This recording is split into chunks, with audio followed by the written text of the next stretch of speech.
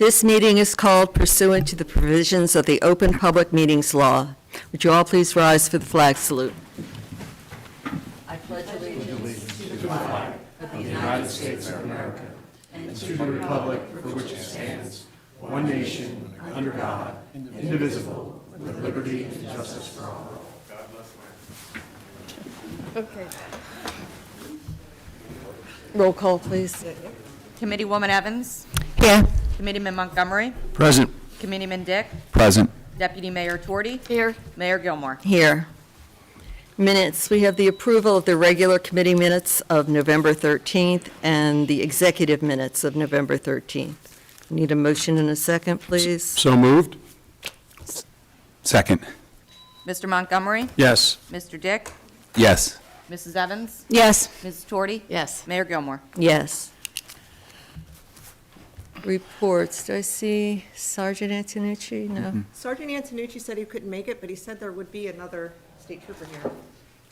Maybe he got Delayed. called. All right, I don't see him, so we have reports A through G. I need a motion and a second, please. So moved. Second. Mrs. Torty. Yes. Mr. Dick. Yes. Mrs. Evans. Yes. Mr. Montgomery. Yes. Mayor Gilmore. Yes. Oh, yes, Ms. Cusko? thank you. So before, it's not on the agenda, but before we do our presentation to Mayor Leila Gilmore, I just wanted to acknowledge our Deputy Clerk, Jen Katsouris, who just was notified that she passed her RMC, her Register of Municipal Clerk.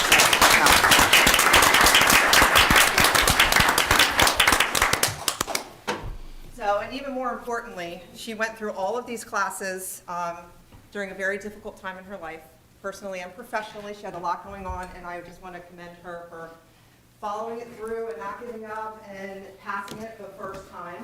Yeah. You go, girl. Told you to hire her. I know. And not a requirement, right? Right, so our deputy clerk is not required to have their RMC, but Jen showed an interest, and of course, we supported her in that endeavor, so, good job. Thank you. But you can't leave Awesome. for a very, very long time. Congrats. Well done, Jen. Good work. Kiss, All kiss. right. Thank you for that time, I appreciate it. Okay. At this time, I'd like to recognize our lovely mayor, my good friend Leila. If you come forward, please.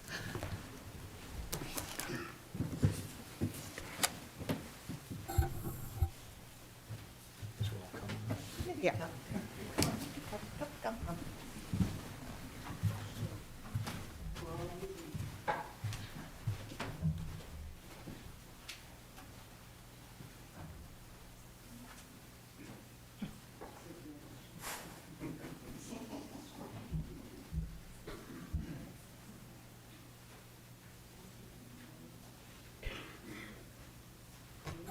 Can you speak loudly? Here, so we can capture it.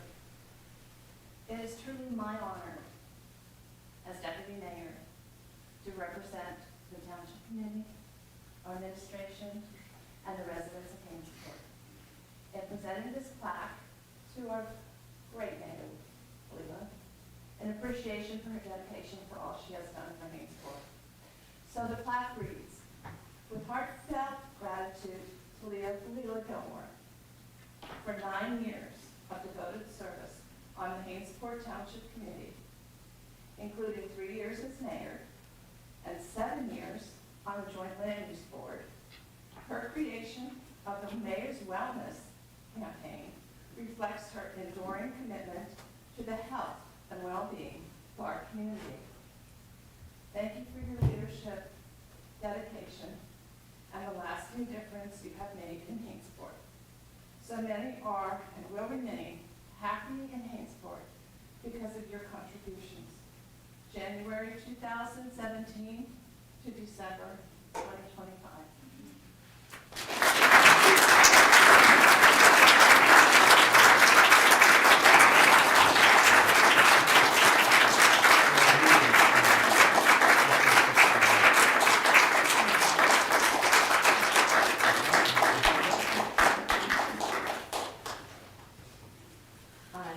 I hope you don't expect me to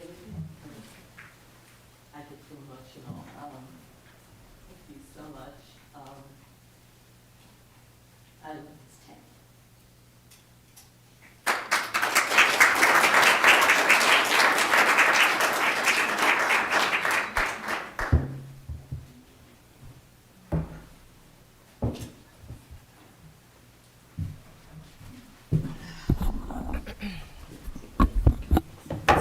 Beautiful.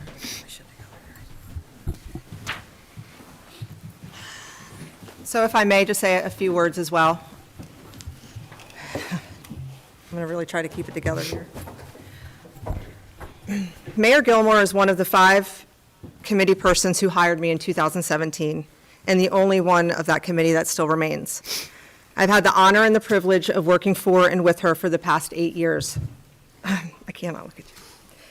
Just about every single day since 2017, she has been in the municipal building, working alongside each and one of us employees. That doesn't account for the countless hours that she has worked alongside various volunteers, organizations, groups, and churches, and I'm sure Donna Casey can speak more to that or attest to that. In the 28 years that I have served local governments, she is one of the most committed, genuine, hardworking elected officials I have ever known. Mayor Gilmore has demonstrated the unique ability to never waver on her convictions, morals, and ethics. She always stayed true to her promises, including never to start, participate, or stoop to political smear strategies. I admire her ability to listen, respond with poise, and communicate strategically. I will miss listening and learning of her personal adventures, all the businesses she owned with Bob, places lived, travels, accomplishments in her family. Such a Renaissance woman who wore all of this close to her chest. One of the many things I have always admired about her. But mostly, her true, unwavering love of the Hainesport community. We saw this so many times at the meetings when she would get emotional, and just by simply saying the words, "I love Hainesport and that I represent it." She started new committees and task forces, helped grow recreation programs, received grants for the town, and always represented Hainesport with great love and pride. And I'm certain 114 votes will not change any of this. I will miss you, Leela, more than any words can express. You gave me my first opportunity as an administrator and a clerk, supported, guided, and mentored me in so many ways. Whether you realize it or not, I have learned so much from you, and I will forever be grateful for that and for you. So thank you for everything, and I want to just give you a little something. It's Flower Day.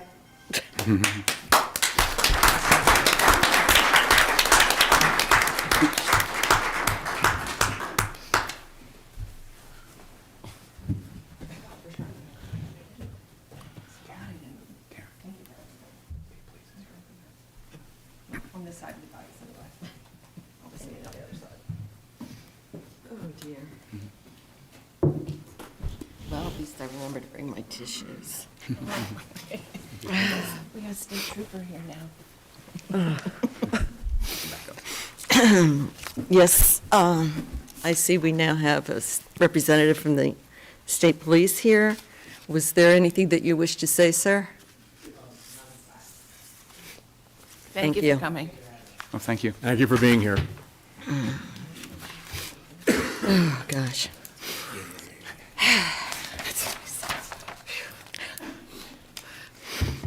Okay, so we're at the time in our agenda for comments from the public with regards to agenda items only. I'm asking that, I believe Mr. Gillespie would like to make a comment. Yeah, so there are 5 ordinances on for public hearing, and because they create legislative records, we would ask that if you have comments about any of the 5 ordinances on for public hearing, wait till we get to that part of the agenda to come up and offer your comments on those ordinances, please. Thank you. Thank you. So if anyone has any comments with regards to any other items on the agenda other than the ordinances in the room? Is there? We're going to address each ordinance in turn? Correct. Yeah. Anyone online? There is one person online. If you'd like to make a public comment on agenda items, the resolutions, you can unmute. No. No. Then I will close public comments. Okay, on to the ordinances. Ordinance 2025-12, authorizing the acquisition and subsequent sale of Block 72, Lot 7. This is the public hearing and the adoption. We're open for public comment with regards to this ordinance. Anyone in the room? I'll close public comments. So I need a motion and a second, please. So moved? Second. Mr. Montgomery? Yes. Mrs. Evans? Yes. Mr. Dick? Yes. Mrs. Torty? Yes. Mayor Gilmore? Yes. Ordinance 2025-13, repealing and replacing Chapter 127 of the Code entitled Peddling and Soliciting. This is the public hearing and the adoption. I'm opening to public hearing in the room. Seeing no one, I'll close online. No. I need a motion and a second, please. Motion? Second. Mr. Dick? Yes. Mrs. Torty? Yes. Mrs. Evans? Yes. Mr. Montgomery? Yes. Mayor Gilmore? Yes. Ordinance 2025-14, amending Chapter 180 of the Code of the Township regarding parking and prohibitive parking on the section of Oak Lane. This is the public hearing and adoption. We're open for public hearing. Anyone in the room? Seeing none. Anyone online? Nope. Close public. I need a motion and a second, please. So moved. Second? Mrs. Torty? Yes. Mr. Dick? Yes. Mrs. Evans? Yes. Mr. Montgomery? Yes. Mayor Gilmore? Yes. Ordinance 2025-16, granting the stormwater easement. I think you missed one. I think we missed one. Up. 15. We're on D, I think. Yeah. Yes, we are. Ordinance 2025-15, amending Chapter 104, entitled Land Use, to create the new zoning district known as AH-2. So I need a open for public hearing in the room. I see no one online. I'll close. I need a motion and a second, please. Motion. Second? Mrs. Evans? Yes. Mr. Montgomery? Yes. Mr. Dick? Yes. Mrs. Torty? Yes. Mayor Gilmore? Yes. Now, ordinance 2025-16, granting a stormwater easement over sections of property designated as Block 100, lots 9 and 10. And we are open for public hearing in the room. Yes, ma'am. Oh, wait, are they going to speak first? Oh, we're going to have Yeah. presentation first? I can't see them. I lost them. So if I could introduce, Yes. yeah, Okay. sorry. So So, before we, you want to introduce them? yes, before we get to the Did you get any flowers? public hearing, Yeah. The poinsettia there is, Mr. Scott Taylor, our planner from Taylor Designs, is going to give a little, Thank you. I'll be brief, like less than an hour. Thank Oh. you, okay. committee members. Paul and John and I spoke to try to give a little bit of background, some regional location relative to the ordinance that's on tonight, 2025-16, relative for the stormwater, emergency stormwater overflow easement over the Creek Turn Park property in favor of R&M development. So by way of background, as the committee knows, and just for some of the members of the public or new members of the community, the property where the Creek Turn Park site is located was purchased by the township in 2017. In 2018, some of the early survey and environmental analysis began for the development of a passive and resource-related recreation park within the community. Access to the creek, access to the trails, and acknowledging the significant topographic features and environmental features of the site. Since that time, we've developed a concept plan that has been presented. Township Committee has seen that in support of Green Acres applications, as well as other applications. Paula has been successful in getting between $750,000 and $800,000 in over that time period to help towards phase one construction of the park. By way of reference, I have a map here that had been previously presented January 30th of 2024. And you can see here with 38 is at the top of the exhibit, Bancroft Lane comes along the left-hand side, Warden Place is at the bottom, Rancocas Creek obviously is this dark area through the middle, and then the Creek Turn Park property is in this location. So when we went through some of the stakeholder and planning and programming activities with the township and with the group, we came up with a master plan for the park, understanding that it would likely be phased in over time. That did a few things. One, it acknowledged the existing driveway access, which is a shared access easement with the Moles property directly to the west, out to Route 38. It also, it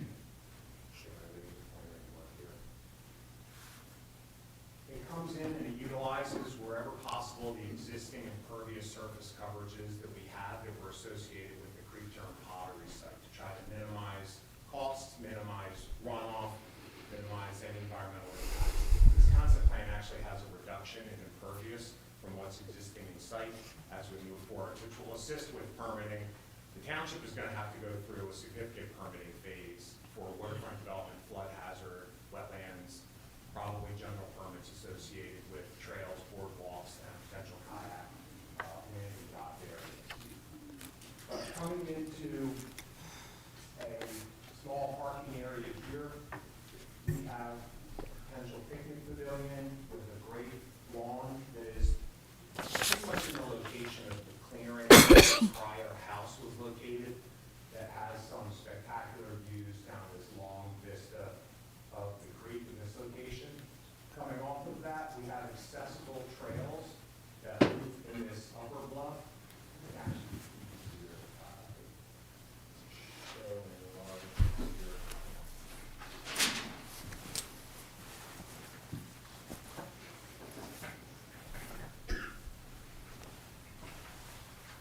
A couple things we're showing, we had identified some of the invasive bamboo removal, which I know some of that is in process now and underway, coming in, using that existing concrete, potentially resurfacing that for the parking, having a series of stabilized stone trails that meander through the woodlands in both the sort of northern portion of the site as well as on this upper bluff.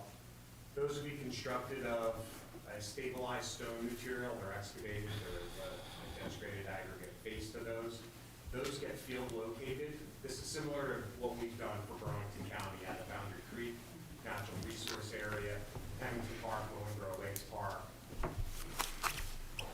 Crystal Lake Park, the county fairgrounds and others.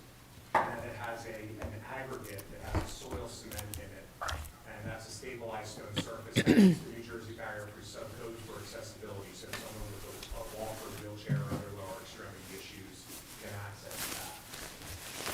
We're showing those trading through most of the areas to provide any down to a three-bed boardwalk and bench, and a canoe and kayak tie-up at an existing gravel beach that's down in this area. We have a main upper loop that will be constructed of concrete around the existing factory building with some open lawn areas, some pollinator habitat, as well as rain gardens to even intercept, even though we're reducing runoff when we don't need to, trying to embrace that, try to capture and even reduce the amount of water that we have runoff into the creek.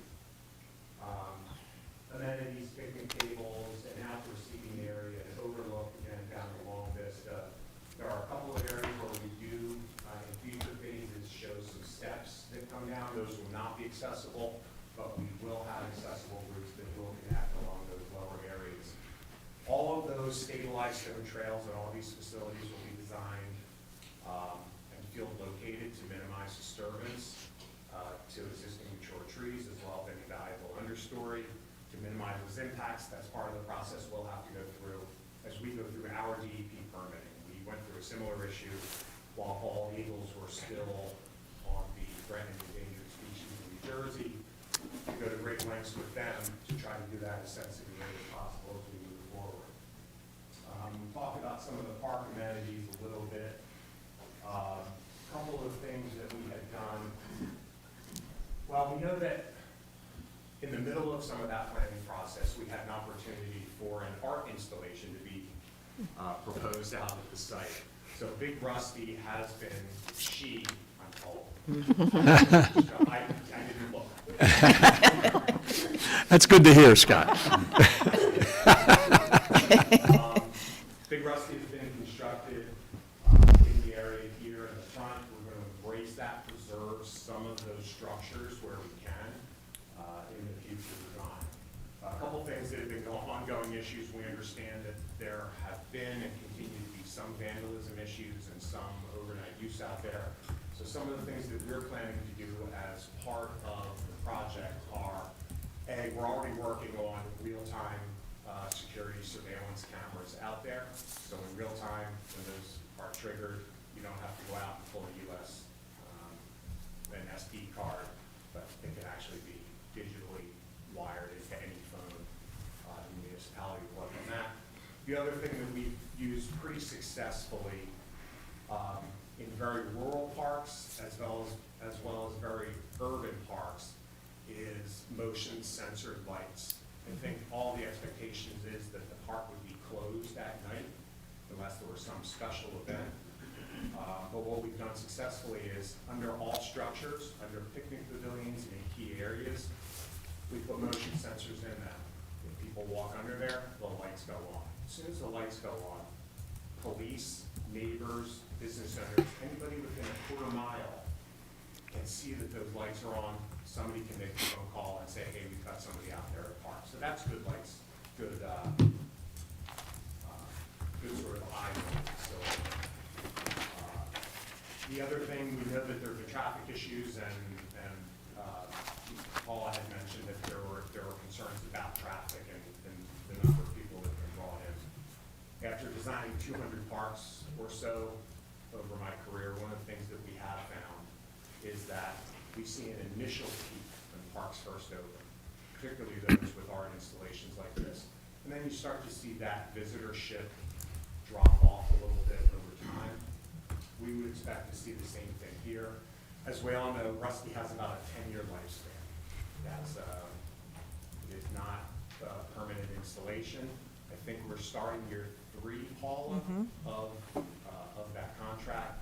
So we are designing the park with the anticipation that it is likely Rusty will go away, or would need to be fully reconstructed at some point in the future. But again, I may be retired. Us too. 4 years, I mean, right? We're year 3? 7 years. 7 total? Oh, 10, right, there's 7 left, gotcha, okay, okay. So you'll be 39, 60. you'll be 39 again. So a couple of the other things, you can sort of see it here on this concept plan, and this kind of starts to tie into a little bit of the easement location discussion. As this park was coming in, one of the things that I talked to the town about was we are going to have a significant investment required for DOT access improvements onto the state highway. It could be $150,000 to $250,000, $300,000, depending on what level of accel and decel lanes they require. We dealt with some of this doing Crystal Lake Park for Burlington County several years ago. And when R&M first came in before the planning board, their original concept did not show any interconnection or on-site recreation amenities. Our ordinance requires on-site recreation for major subdivisions. Through the course of the land use hearings, the Joint Land Use Board determined that the construction and dedication of a park access drive through the community would A, provide vehicular access to the site, particularly for those residents that live immediately south to the southwest in Hainesport into this, without having to go up to Route 38 intersection, go east on 38 into the site, and then more importantly, when leaving, having to go back around, do the jug handle, come back, do the jug handle again, and come back down Bancroft, or wrap all the way around. So that was a key thing that was done by the Joint Land Use Board during the design.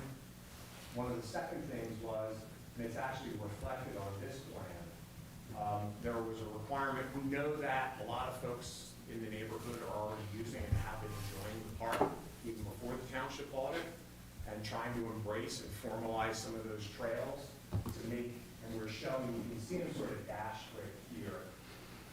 We're showing connecting into our upper bluff loop trail. We have a series of trails. One is a potential connection down to the Creekside, Lakeside Homeowners Association property. And again, it says if approved by the HOA, because obviously if they didn't want that connection made, this connection would not be facilitated. The second was a connection into the new recently approved residential subdivision. So even if the Lakeside Creekside connector wasn't done, all of the members from this area of town can walk up and off, can come up the new roadway and be able to access the park by foot without having to drive and do that circuitous route. So that project was originally, I think, submitted in 2019, approved in 2020. There were amended approvals in 2022 and again in 2024. And the reason that we're here tonight is the subject of a stormwater easement through the property. So we updated that concept plan.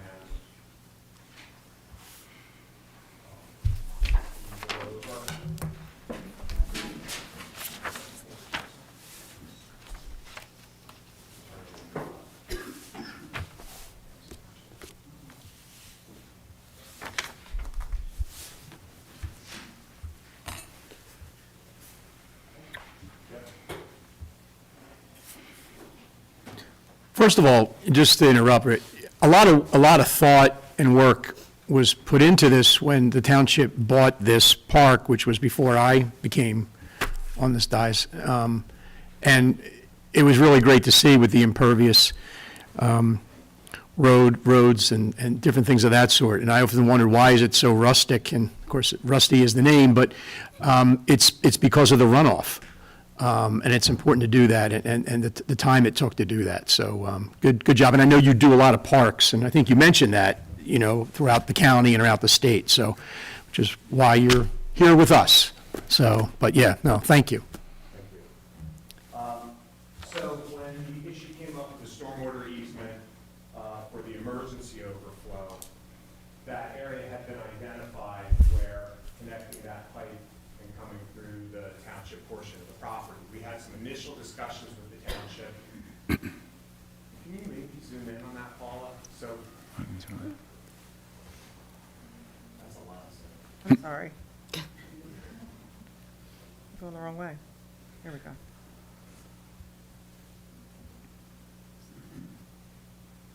Is that better?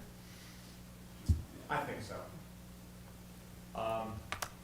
And one of the other things I should mention, off of this upper loop, we were having a stub to a scenic overlook, which is on one of the highest bluffs to again look down the creek.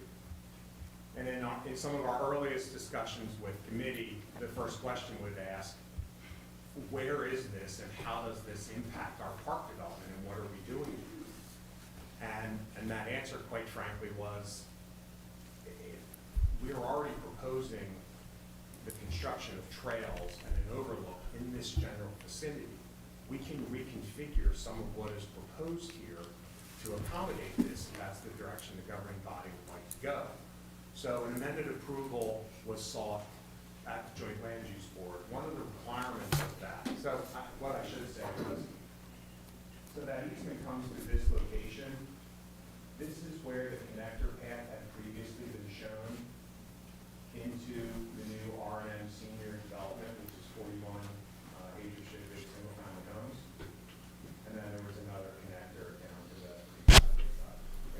Creekside, Lakeside? Either or. Creekside, Lakeside, yeah. Lakeside, connecting down in here. That location, we envision a couple of things. One, and what's shown on the exhibit here, which is intended to be an attachment to the easement agreement, shows the developer constructing that meandering trail to avoid the mature trees and any valuable existing understory within that area. Secondarily, the Joint Land Use Board in their 2024 approval required a condition that the developer work with our office to angle that pipe to minimize the removal of mature specimen trees. So that is still an ongoing obligation of theirs. They have discussed the potential for directional drilling to be able to go under mature trees or slight angling of that within the easement itself.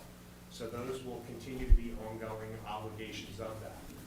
All of these areas have to be restored with native vegetation per their DEP requirements, and those things are also reflected in the Joint Land Use Board approvals. They will also be required to get soil erosion. They already do have their DEP permits for that emergency stormwater outfall location. You can see this is where the prior overlook was. We actually think that we would capitalize on some of that existing clearing, which may reduce the cost to the township for some of the clearing necessary for that, and put the clearing in that area where there will be some open views down the creek, which could be spectacular. We would actually, because there's a pretty significant bluff there, what we would do, so there aren't views of the scour hole and the head wall below you, set that out, that overlook back a few feet, so all you see is the peak and the creek. Plant some native vegetation in the foreground, so when you're on that overlook, you're literally seeing that long vista down the creek and can't even see the stormwater management features, the head wall and the scour hole below you. One suggestion that I shared with John and Paula this afternoon was, sometimes those head walls are a stark, bright white, which can have some negative visual impacts on a kayaker or somebody else on the creek. We may want to consider requesting that those be, there are penetrating concrete stains that can easily be applied, and if a warm muted earth tone color, like a deep gray bark color, could be utilized. We've done that on other projects. It makes them tend to blend within a wooded landscape, and it'll make them less visually intrusive to anybody on the water. I don't think you'll actually be able to see that head wall from anywhere else on the site, just because of the concave nature of the topography and where it's located. But if there's any concerns with kayakers or other visitors going up and down the creek, we could request that coloration of those head wall structures. This plan also shows the developer constructing that meandering trail that we can then connect into our proposed trail system. With the developer being agreeable to that, at prevailing wage costs, that would save the township approximately $27,000, based on other bid numbers that we've had from Willingboro Lakes, Boundary Creek, and others, for the construction of those features. So the head wall, again, the basin is located back in this portion of the project, is conveyed through a pipe, a series of pipes, a drop manhole, and then basically a scour hole with a head wall down just above water level of the creek in this location.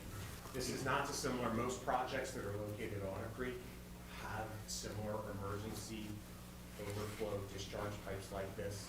I believe the Creekside Lakeside development also has one, several hundred feet to the south of here. So it's not uncommon for these structures to exist, but this gives you some general, the thought that went into it to make it the best that it can be at the Joint Land Use Board level, and how we try to incorporate it as seamlessly as possible to minimize the visual impacts, the environmental impacts, try to preserve as many of those mature trees and that valuable understory and habitat as possible as this moves forward. Under 10 minutes, John? Yeah, you got 30 seconds. Can I just ask, can I ask you one question before you finish up, and then can let everyone else ask their questions? I've heard the term clear cut a number of times. Could you just touch on that from the expert side so we know what exactly, like, for the construction part? Yeah, none of the construction out here that we would do would consist of clear cut. Everything, and it's even written in the joint land use board approval as far as this easement goes. They will work to preserve, I must say, so step one is, before one tree can be cut down, the clearing limits have to be staked in the field and approved by our office in writing before any clearing can commence. That provides an opportunity for us to preserve any large specimens that may exist. And that goes for their work on their site as well as anything within the easement. So we will work to try to preserve as many of those large specimens as possible to facilitate that. And that goes for the stormwater pipe and for the balance. We do this, we've had tremendous success getting approvals with DEP because they realize everything that we do is very sensitive, very well thought out to make it the least impactful, because A, it costs a lot of money to remove trees unnecessarily, and it's not only the financial cost, but also the environmental cost. So whatever we can save is just better for the community. Cool. Can I ask a question, please, Scott? I heard you say earlier that the development needs on-site recreation. Do they not have additional on-site recreation other than this? They did not. So the ordinance does not make a distinction for age-restricted or family on-site recreation requirements. So when they came in, they were originally seeking relief, saying, these are seniors, we don't need to build a basketball court, we don't need to build a ball field. And it was right around that same time when we were working on the concepts for the park, and we said, if we can get, we were talking about the costs of constructing the DOT access improvements along the front. We shared with Paula and with the board the potential for a park access drive to come through here. And the board felt comfortable that that met the spirit and intent of providing pedestrian access for their residents through an open space access for pedestrians here, and then being able to allow that whole portion of the community to be able to drive into the site, because there is going to be a brand new large passive recreation facility, that was commensurate with what would have been required. So they granted partial relief, I think, consideration of that new lot and park access. I don't want to call it a roadway because it's not a dedicated right-of-way, but it will become a township lot with a park access drive located on it. Right, but our other main age-restricted development, which is the Glen, they have a clubhouse, they have a swimming pool, they have tennis courts, they have lots of great recreational facilities. And this is a similar standard of housing, correct, in terms of the market value of the houses? Maybe. I'm not sure how many homes there are out at the Glen. That was built. It's probably more. 230, Yeah. 259 homes. So the hard part, and we've seen this as a trend throughout, we do a lot of work in Ocean County where there are 200, 300, 400 unit developments. Anything smaller than that, it becomes very onerous for an HOA to maintain those. The developer is happy to build them because they get to market this as part of their development. But we're seeing communities with 200, 300 people having to close their pools, having to close down courts because they just can't manage to maintain them, and they can't manage to replace them in 20, 25, 30 years down the road.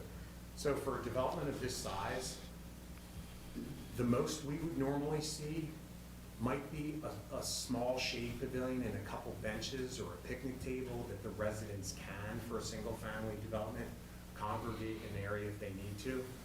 But the joint land use board, and we discussed this, and having a municipal park that has all those features in the back made sense to justify that modification to allow the construction of the park access road, a sidewalk connection along that road, as well as a sidewalk connection on the southern end of their property into there. The developer is also going to connect the infrastructure necessary for water, sewer, and electrical connections, so the township can make those connections into our site, which we haven't even calculated the cost savings for that. That could be in the six figures as well, because if we had to go out to 38 and do extensions, it would be. And Scott, did you touch on the cost savings in terms of the DOT access road? I think I did. Yeah. Yeah, Okay. Paul. Yeah, I mean, literally, it could be anywhere from 150 to 250, 300,000. The studies alone that they can require for DOT access like that is tremendous. Our hope is that we would be able to go to DOT and say, this is a very small passive resource-related park, and the main areas south of the community can come in through this other way, and we think that this will suffice, and it has worked safely over the last number of years, and there's not going to be a tremendous volume of traffic on Route 38. Another thing is if there's a concern about the time of the construction of that new park access drive, this project, as we said, that could be 2 or 3 years down the road before that park access road is even constructed. By then, hopefully, phase 1 of the park will be open. The township could even choose to defer the construction of that or the opening of it to the public. It could be for emergency access only to some point in the future if there's an immediate concern about using that for access. The other thing I will say, it is a much more circuitous route than anybody coming from north or either direction accessing the site from 38, coming down Bancroft, turning into this drive, making a left and looping back through this is a much more circuitous route. I think it's much less likely that people will do that. The other thing I'll say is, one of the reasons we are having vandalism out here now is it is a remote spot. It's a spot where you can go, do some graffiti, smoke some pot, drink some liquor, and nobody's gonna see you. And I haven't been caught yet. By doing the security lights on the motion I'll meet you there at sensors 11. and having some neighbors on the park, I think those neighbors are gonna be our first line of defense when something happens on the site, because when those lights go on, they're gonna be the first ones to call the state police. And it will be more eyes. The more eyes there are on any facility, the less vandalism there generally is. I had a question, Scott. So just to follow up on what Andy said about clear cutting, there's not going to be clear cutting. Other words that were used in some of the political literature that's gone out is trees as old as the Ice Age. Is there evidence of trees that, do we, I mean, because you've been here since the beginning when we first did this back in. Yeah, not since the Ice Age, yeah. And you're looking really good. But when this was first purchased in 2017, and you looked at it, and there was a study that was done, et cetera, so you're aware of this. Is there evidence of, what is the evidence of how old some of these trees are? And some of them are large, obviously, and that's important to be able to maintain them. They are large. We have very few old-growth forests in the state. Almost every square foot of New Jersey has been cleared in the past. I'm guessing those trees are, again, I'm doing this sort of from memory from sidewalks, but in the 50 to 70, 80, perhaps 100, 120 years old. But there are some nice specimens out there, and that's one of the reasons Right. we in the Joint Land Use Board went to those lengths to say, let's try to make every effort we can to try to preserve those wherever possible. Okay. So Ice Age is a little bit of an exaggeration then in how old some of these. Okay. I think the oldest living trees are, might be ponderosa pines. And In this, No, they're in the southwest. oh, you're talking in general? Oh, okay. 2,000 or 3,000 years. Yeah, okay. Very good. But in this area right here, Yeah. they could be as old as Hainesport. I think the giant sequoias are 400, 500, 600 years old. Right, but in here, But here, no. Yeah. You're less than 150. okay. Good to know. Thank you. And the way that this pipe will go through, it's going to clear a path that's 30 feet wide and 60 feet deep and all this other. Is it stuff, 30? You know, No, so it's actually a 20. 20-foot wide easement, which is about the distance from me to Committeewoman Evans. That's about 20 feet. How big is the pipe? 18 inches. Sorry. I have to look. It's 18 18 inches. inches? All right. That's what I I thought, was going yeah. to guess 18 to 36 inches, because that's kind of Yeah, typical. for something like that. 18 inches. So if we're looking at that, that's, if you look at your drawing right there, right? How wide is that right there? No, I mean, how Paper itself? tall is that? This is Yeah. 2 feet. 24 inches. 20, right? 20, right, okay. So it's smaller than that, the pipe itself. Yeah, so that's 18 inches. 18 inches. That's how big the pipe is. Yeah, and most of the pipe is a few feet below grade. Until we get to the end, there's a drop manhole to get it down to that discharge point. And there, I believe there's 18 or 19, 20 feet of excavation there. So there will need to be shoring of the sides. There is some. Sure. For that. There is clearing. It's not just creating the trench, but you have to have equipment there to be able to dig that trench and remove that material. The reason this gets done is if you let it all rush overland, it will scour and it will create erosion Yeah. into the creek. And that's why that permitting process exists, is so that it is done in a manner that it discharges it into a scour hole. That scour hole is, you see them in a lot of basins, they have riprap the size of like 3 to 5 inch stone.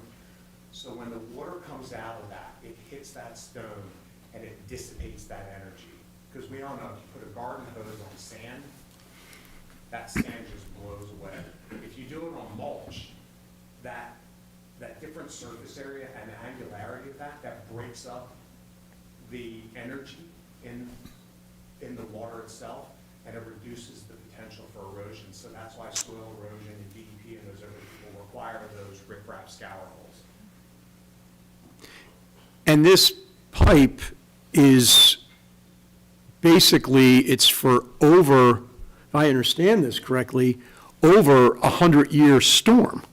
Yes. It's not that it's water that's flowing, like from the other developments, that water's flowing right into the Rancocas, right, I don't know, every other big storm. It has to flow out. This pipe is for over a 100-year storm. So odds are, none of us will see that. There will be some, there is a tiny amount of water, like almost a garden hose amount, that a 10-year storm will release. Okay. Through that, I think it was 0.1 CFS, Paula. The point is, it's not flowing through this pipe every time it rains and going into it. It's an extreme case. What's that? 0.02. 0.02 cubic feet per second, which I think is 8 gallons a minute, roughly. Less than 20 gallons a minute. So that's sort of a serious garden hose will be Yeah. flowing there after a 10-year storm. A 10-year storm, Yeah. right. It's an emergency. It's emergency. It's an emergency thing. Right. And if the basin were oversized, and there wasn't an emergency discharge, if that emergency event ever happened, the water would overtop the basin and it would flow toward the homes on Wharton Place, which is not what anybody wants. Which is Creekside, Yeah, that's Lakeside? ours. It's Creekside. Creekside. So it would flood the other homes if this wasn't put in there for a 10-year or It wouldn't bigger flow storm. toward those other homes. Right. It would flow between them. Right, I'm not yeah, an engineer, understand. But just totally. But it's a preventative measure. That's why this is a belt and suspenders and 3 pairs of boxers. So Scott, a larger basin, we would still be running a pipe? Is that the, like, So- potentially? I'm not an engineer. Fair. I believe that a 100-year storm is the largest storm event that DEP requires you to accommodate. And I say this from park designs we've worked on and other projects. We all know that there have been storms larger than a 100-year storm in the last 20 years. Some of these tropical depressions that we have had 500-year storms, and we have had 1,000-year storms, and that is based on the rainfall intensity. If we get one of these cells that hangs over a spot, it can dump 12 inches of rain in a 6-hour period. And some of those storms have been considered 500-year storms. This, having an emergency overflow pipe protects anybody downstream by directing that overflow water away from residents. That's why it went that way originally into that stormwater easement that was not used as a stormwater. I think the sanitary line still goes through there, but it's not currently being used as a stormwater discharge point. Okay. Thanks. Okay. Paul? Anybody else? Yeah. Open it. Open it. Thank you very much, Mr. Taylor. Thanks, Scott. Thanks, Scott. Thank you. Okay.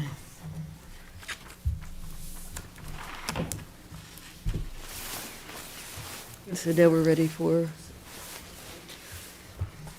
public comment on the ordinance. Anyone in the room?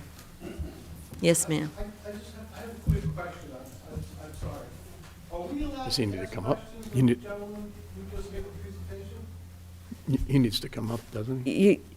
I'm already addressing Ms. Playa to come up to the dais. Okay. Okay, But so there are comments, are we allowed to ask questions? That's, I guess, that's not. you can ask anything you want. I don't know that you'll get an answer, but you can ask anything. Are we going to try to? We're going to try and do it Yeah, at we'll, the end. we'll I try our think, best. to get answers. If there's any questions that require his, Thank you, I appreciate it. Thank you. but as far as a back and forth, no. Ms. Playa?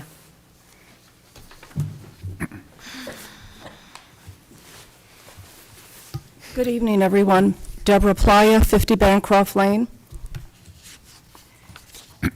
Developers are required to comply with the Planned Real Estate Development Full Disclosure Act, NJSA 45:22A-1 et sec, and NJAC 5:26-1, known as PREDFA.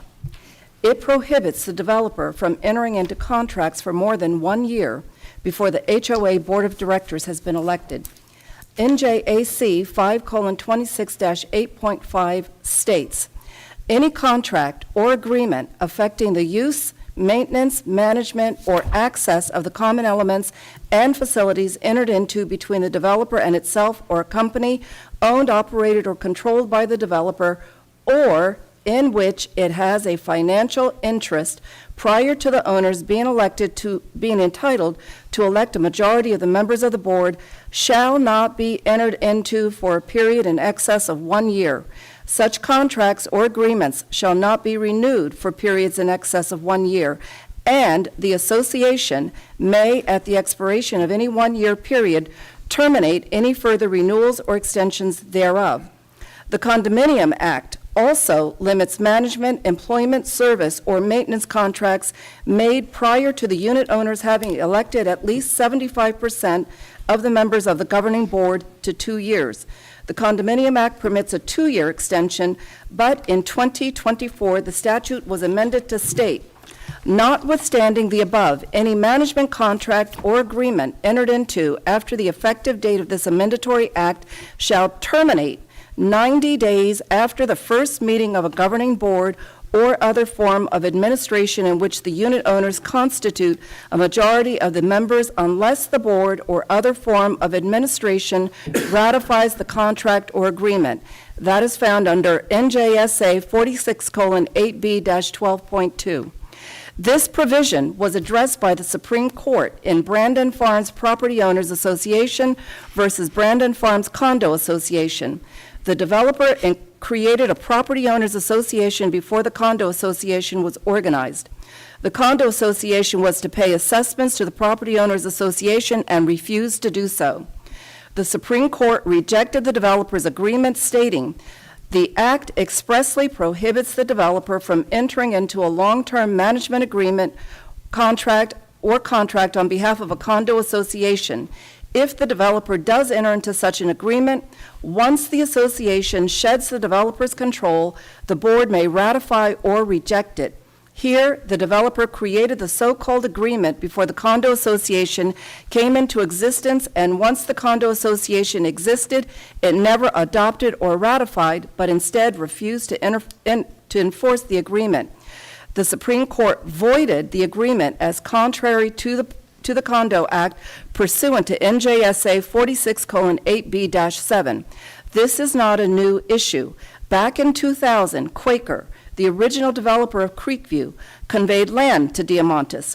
Diamantis claimed that an agreement was reached with Quaker permitting Diamantis to discharge water into Creekview's pond. Bear in mind, in 2000, no HOA or board of directors existed.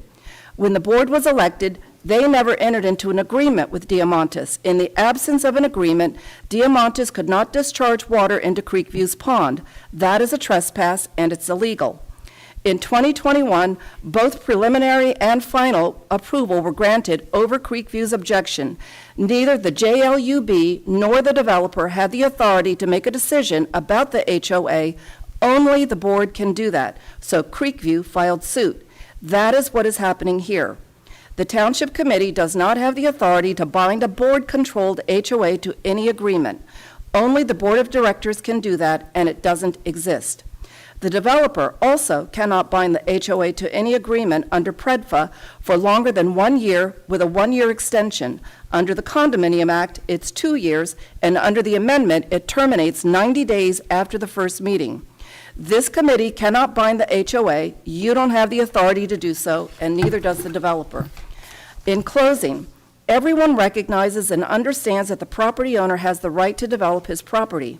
However, the developer should be knowledgeable about the laws of the state of New Jersey and should comply with those laws. The developer should also not impose any financial burden on the residents of Hainesport. Bear in mind, this is not a Creekview problem. This is a Hainesport problem. If that agreement is voided by the board, Hainesport residents become responsible for that pipe and the easement. Thank you. Thank you. Thank you, Deb. Yes.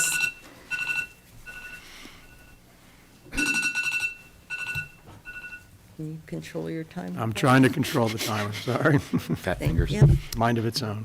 Samantha Loveman, 2514 Creek Road. So how do you enter into a contract without an existing entity? Based off of what Deb has said, I believe that this is important information. Given the new information regarding the easement, I respectfully ask the committee to postpone the vote to a later date. Taking additional time will help ensure the best long-term outcome for the township as a whole. It will also allow the committee to fully consider the impact on the future residents of the new neighborhood being built. And I'd like to end with Committeeman Montgomery. Our residents for the Environmental Commission are volunteers, and they did speak about what you talked about, but it was wrong. The oldest they said for the trees was about 200 to 250 years, and the Ice Age comment is referring to the landscape in general and how it hasn't been touched. And this is coming from our Hainesport residents that volunteer their time. So the joke was not that funny. Thank you. I'm on the Environmental Commission, Thank so you. I Anyone else in the room? Yes, ma'am.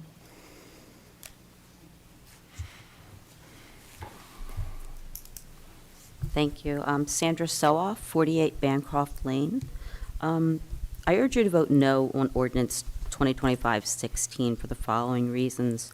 The township would be allowing disturbance of significant wetlands on this township-owned property. The land is considered significant wetlands, and the New Jersey DEP classifies it as an exceptional resource value. It is in a wetland mitigation bank service area, meaning that if it's disturbed, payment has to be made into a fund to offset the disturbance. And I don't think that that's been discussed to explore the cost of this.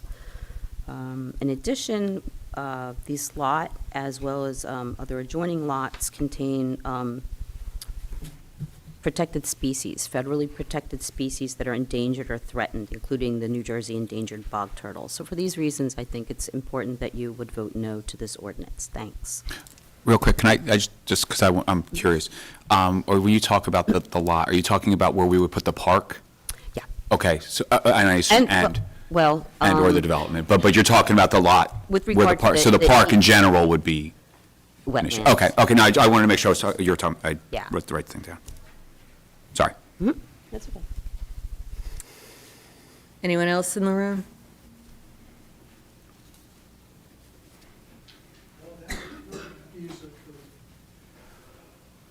Speak now or forever hold your peace.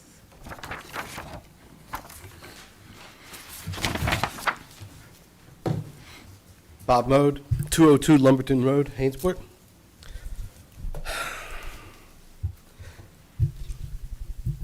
We've heard a lot of good things here tonight. I was impressed by the presentation. One thing I will mention about the environmental concerns is that rightly, he points out that this is mainly to protect against 100-year storms. But 10 seconds later, he does say, we all see how often 100-year storms are occurring now. This is a fact of life that, these big storms, these cells do park themselves over places. We've seen it this year where localized flooding has happened. The stormwater pipe would get used more than I think we were thinking about. The vast majority of residents are vehemently against the easement. Their concerns are finally being listened to, but a day late and a dollar short, in my opinion. This alone should warrant a move to go back to the drawing board in the way of tabling the matter until all the concerns are resolved.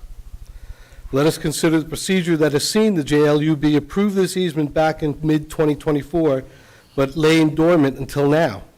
Why was that delayed? This has been asked before with no satisfactory answer given. The concerns of transparency and due process are legitimate and should be addressed. The timing, coming after the recent election, suggested an attempt to avoid public scrutiny or debate until the campaign season was over. These irregularities undermine public trust in our local government. I, for one, am grateful that the issue was brought out before the public, before the election. There's the issue of political influence, as previously shown by the submission of supporting documents obtained from the New Jersey Election Law Enforcement Commission, showing the landowner and developer seeking this approval being consistent and generous donors to both Mayor Gilmore's re-election campaign and their party. This established financial relationship causes concerns about whether decisions are being made in the public interest or to benefit a private donor. The appearance, if not the reality, of a quid pro quo is deeply troubling and risks further eroding community confidence in our elected officials. The legal questions that have been brought up are also very concerning, both in the present time and in the future. I do not believe the easement agreement has fully addressed the possible exposure to the town in the present and the years to come. The liability questions regarding the walking path over the easement is one of concern. Who will be responsible in the case of an injury, the town or the HOA? If the area remains unimproved, if there is no easement, then there is no issue of liability. But if the path over the easement exists, is that improved land therefore subject to liability? Perhaps more importantly, the question of maintenance or repair of the pipeline and the outflow into the creek has not been satisfactorily resolved either. Is there a sunset date to the agreement? Does liability then revert to the township? Will future residents look back and say, what were they thinking? The presentation mentioned the inability of many HOAs, in his experience, and, being able to afford the upkeep of their amenities. And these are 200, 300, 400 unit places that are having to close their tennis courts. How are we to say that a 41-unit HOA is going to be able to afford the upkeep of this pipe, the maintenance that's going to be required, or the repair of this pipe if so needed? Currently, we're considering entering into an agreement that may not be able to age past a year, as addressed by Deborah, or will need to be redone with the new HOA, whenever that will be. It is entirely possible that the committee that the committee will be seen to be helping the developer go against the letter of the law or the spirit of the law regarding an agreement that is reached before an actual HOA exists? Will the HOA have the right to terminate the agreement, which would leave Hainesport holding the bag for all liabilities? What would be our options at that time? Probably very limited. In closing, I will once again restate what seems obvious to me. Your actions tonight will have lasting consequences. Approving this unpopular proposal will resonate with the residents of Hainesport both now and in the future. These residents will look back and ask themselves, how did my local representative look after my town's welfare? Committeewoman Torty and Committeeman Montgomery, next November, when you seek re-election, these residents here tonight and all the other people in our town will ask, how did you act in the best interests of Hainesport? How will you answer? Thank you. Thank you. Thank you. Paul, do you want me to go right into questions when you're done? Anyone else in the room? Yeah. Yes, sir.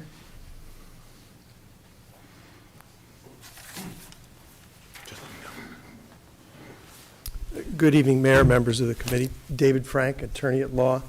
I represent R&M Development, the developer of the project. And I thank you very much for your consideration this evening of this proposed ordinance. I have a couple of people with me this evening that actually do know some technical answers to some things. Notably, James Mellett, who's a professional engineer, whose firm Churchill did the permitting work to get the waterfront development permit from NJDEP that allows for the installation of the pipe that we're proposing. He can explain to you a little bit about what we went through to get that permit and what sorts of things are considered by DEP. I also have Jack Gravelin, who was the design engineer for the project, the civil engineer, and he can tell you about what the actual flows are and what the purposes of the pipe and the basin are. I think they would largely confirm what Mr. Taylor told you, that it's really for, close call there, Scott. You're practicing outside of your world. But it is his world, actually. He knows a lot about this. Jack would largely confirm what Scott told you, that the sound engineering practice requires that there be an overflow, requires that there be an outlet for a basin. It doesn't matter whether the development were half the size or not, whether the basin were twice as large. It still needs to have a place to go. That's what Jack will tell you. And then I also have with us Bernie Isaacson, who is an expert forester, and he can tell you about the trees that are there, their character, and I think he has one exhibit that I really want him very much to show you, which is a series of historic aerials. Back, though, to what Mr. Taylor spoke about. He referenced the possibility to use colored concrete to diminish the visual impact of the outfall structure. And he does a lot of work in a lot of places, lots more than I do, so he probably doesn't remember, but we agreed to do that at the planning board meeting at his request. It's in the conditions of approval in the planning board resolution. So that's fine with us, happy to do it. We're going to work with Mr. Taylor to create a meandering trail through the woods. That we're going to work with Mr. Taylor in his office not to clear cut, not to just willy-nilly take down trees. That's part of the resolution of approval from the board, but also part of the commitment of the developer.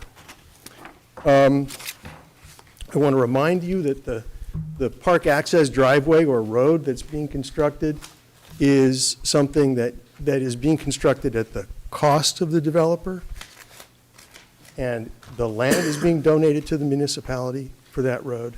We're also agreeable, as a part of this process, to the installation of the necessary utilities to serve your park and its facilities at our cost as a part of our development project. That driveway also puts, and this is something that Jack Gravelin can confirm if he comes up here, is that driveway also puts between 7 and 9% of the flow that goes into the basin and then out of the pipe that we're proposing to install. It contributes 7 to 9% of the flow to that system. So we're handling some of the runoff that enables your safe, efficient park access. So those are just some points that I wanted to make about those.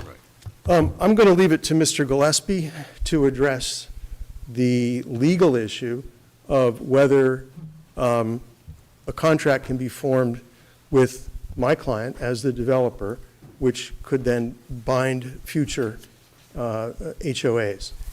What I want to point out is explicit in what she read. I'm not familiar with that statute, but explicit in what she read was that the developer couldn't bind the HOA to anything with a company controlled by the developer. And so I think the evil sought to be avoided by that statute is not writing easements and agreements about how we're going to deal with infrastructure between the municipality and the developer and a future HOA. But the effort is to try to keep a developer from creating a captive organization that continues to profit off of egregious contracts with an HOA far into the future. That's the evil that sought to be avoided by that, not what we're trying to do here. Again, I'll leave it to Mr. Gillespie to confirm that for us. Excuse me. As far as liability goes, Mr. Gillespie is working diligently on making sure that we have belts and suspenders here to protect the municipality with regard to cash monies to be held in trust. Hard for a lawyer not to be long-winded. Cash monies to be held in trust, insurance, et cetera. If I am time-limited in this way, I'd like to perhaps invite you to ask questions of my professionals that we brought here this evening, if you have any. Thank you. I think we would benefit from hearing from your professionals.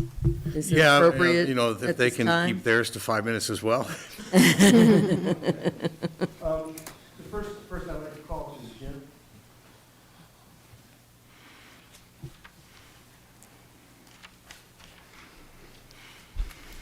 Good evening. Good Jim, evening. please tell us your name for the record. James Mellett. And what are your professional credentials? I am a professional engineer in the state of New Jersey, currently president of Churchill. A little closer to the mic. Yeah, I sure. know that Sorry they about can't that.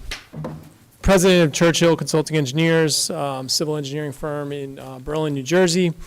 I'm an expert in water resources and environmental engineering, specifically environmental permitting, stormwater management design, hydraulics, et cetera. So, first question, is it safe to build a basin with no outlet? It is not standard practice to do that. Yes, for a variety of reasons. Yes. It's not safe? Correct. Okay. Not accepted practice within the engineering industry? That is correct. Okay, good. Now, let's talk a little bit about the NJDEP permit, the waterfront development permit that Yep. you worked with my client to obtain. What's the process for doing that? So a waterfront development permit, first off, is required because the Rancocas Creek is a tidal waterway. So anything within a certain distance of a tidal waterway has to get approval under waterfront development law by the NJDEP. And so that property, township property, is within that proximity under jurisdiction of DEP. And so we put an application together showing a plan of what we were proposing to do, where we're proposing to put the pipe, discharge, et cetera. We also included the stormwater management design, which was prepared by Mr. Jack Gravelin, the plans from the development, and as well as a compliance statement that goes through the NJDEP rules that, states whether or not, what are the disturbances that are associated with the project, are there any impacts on threatened endangered species, what are the resources in the area, and kind of walks through the rules and make sure that the application is compliance with their sets of rules. So that's not just a narrow set of rules about stormwater, but more broadly, the DEP's rules about other ecological and environmental concerns? That's correct. Okay. And in order to get that permit, the DEP as an agency has to be satisfied that this project wouldn't be damaging to those concerns? Yes. And if they have some concerns, do they sometimes propose that we do things differently? Yes. What do they call that? It would be through the review process. They might, if there's, say there's, they're going to do their due diligence as well. And so, as an example, if they found that there was threatened endangered species within your proposed development, potential significant adverse impacts. They would coordinate with us to potentially evaluate different alternatives, put in mitigating conditions into the permit, timing restrictions, monetary contributions, moving species, et cetera. Did they impose any of those conditions or mitigation components on this project? There are timing restrictions for any clearing that is done on the site.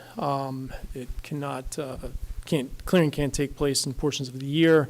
And also there's restrictions on basically keeping the clearing to what is shown on the plans and then revegetating in accordance with the plans. So no clearing beyond what is actually shown on the drawing? That's correct. And revegetation, okay. Are there any questions from the committee for Mr. Mello? No. When you say revegetation, I'm assuming no more bamboo. No, absolutely not. In fact, that would be against their rules. It's in every set of their rules that when you replant, it has to be indigenous species. Indigenous, right, very good. Yeah, definitely. Thank you. Okay, thank you. Thank you. Thank you. Next, if I may, I'd like to bring up Mr. Gravelin. Jack? Yes, Jack.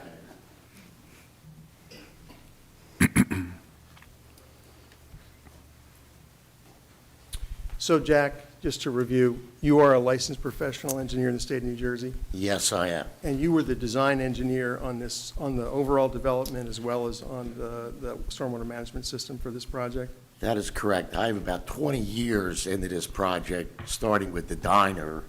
Okay, good. I have some real simple questions for you. So, as I asked Jim, is it good engineering practice, safe, to build a basin with no outlet? Absolutely not. I would not sign a plan that did not have an emergency outlet. If we built half as many houses and a basin twice as big, would your answer still be the same? It would be identical. Okay, good. So that doesn't matter. The No. design is a design. Yes. Now, let's talk a little bit about the flow in the pipe. Mr. Taylor told us that we would have, at the 10-year storm, a very small amount of water, roughly 0.02 cubic feet per second of flow. Is that accurate? That is correct. And Okay. that's as a result of actually staging the outflow. DEP wants you to discharge a little bit anyway, and it's 0.01 CFS. So actually half with what the you said? Yes. Okay. It's, just to put it in perspective, 4.5 gallons per minute, Okay. And negligible. was he correct when he said that was about a garden hose full? It's roughly a garden, Okay. with some pretty good pressure, I guess, but that's Okay. negligible. In the 100-year storm, how full is the 18-inch pipe going to be? 1/4 roughly, 25%, only the bottom half, bottom quarter. Right. So there's more room in the pipe for additional flow? Should we need it Yes. for a bigger storm? Yes. Okay. Let's talk a little bit, well, we don't need to go into that. We're good. Well, I will ask you the question. Are those projections of the amount of flow that will be coming out of that pipe, are they conservative? Are they right at the edge of things? Where are they in the scope of thinking about things as an engineer? I consider them extremely conservative. There were some additional factors imposed upon us. We have to add additional flows. That happened about 2 years ago. It was a New Jersey DEP proclamation, part of their Stormwater Act, where we actually have applied factors to the peaking on the intensities. Just to give you an example, I initially designed this for 8 inches of rain for the 100-year event. As a result of the new standards, I'm up to 11.5 inches. So these are the DEP's projections into the future of what the impacts of climate change will likely be. That is correct. Potential rainfall. So Yes. this incorporates the newer understanding of what those may be. Yes, So in it that does. sense, you consider it to be conservative. Is there any credit at all for exfiltration or infiltration at the bottom of the basin? Absolutely not. New Jersey DEP does not allow us to route the storm to include exfiltration, is what it's actually called. Water perking, infiltrating through the bottom. That is not permitted to be considered as part of the routing calculation. In other words, we just bring the water up without any consideration for what the actual physical reality is in these kind of soils, which is all sand, leaving. So is it your expectation that we'll actually never really achieve the flows that you're projecting? Will be much smaller, in fact? That is my opinion based upon the basin I did for the diner and the basin I did for Pep Boys. Okay. Water runs in before it ever gets to the outlet structure, it infiltrates, Okay, but we exfiltrates. can't build a basin that doesn't have a way out. Absolutely not. Okay, good. That's all I have for Mr. Groveland. I have a question. So the basin that you built for Pep Boys and for the diner, they have one of these and it goes into the creek? They have outlets that actually go in to the Route 38 drainage system. Is there any reason why Ultimately, it- this one can't do that? Pardon me? Is there any reason why this one can't go into the Route 38 drainage system? Like the one at the Pep Boys and the diner? Well, because it is a tributary to Route 38. When you get back to the bottom of our site, that's no longer tributary to the drainage system in Route 38. There's too much of an elevation change for me to be able to get the water back to Route And 38. does DEP require us to put the water into the same tributary as well? That is what they prefer, yes, absolutely. Sorry, what does that mean, the same tributary? Well, if, for example, our site was 30 foot higher in elevation, it would be draining back towards Route 38. I'd be able to discharge into the Route 38 system after mitigating, after controlling the flows. In this case, Route 38 is higher than our site, therefore, we can't drain into it physically. Okay. Thank you. Because I was thinking the whole time, I'm remembering the original before the joint loan use board, and the soil there is very sandy, and that you couldn't get it to hold the water, if I'm remembering correctly, to measure it. It was seeping through the... It is a Tinton sand, which is the reason that they excavated all the current Creekview area. It was excellent soils to build 295. Right. That was mined out of there for many years. Part of the mainly sand because mining of It is operation. excellent sandy soil. So the chances of it overflowing are extremely slight, shall we say? I would say extremely light, as long as there is some place for the water to go. The way I have it designed, I am 100% confident if it ever builds up to the elevation of the outflow structure into that pipe, there's more than enough capacity for a 500-year storm event that the water will be able to escape out the pipe and not overtop behind the basin. So I guess a question would be, how deep would the water be in the detention pond, before it hit the overflow pipe? How much water would be standing?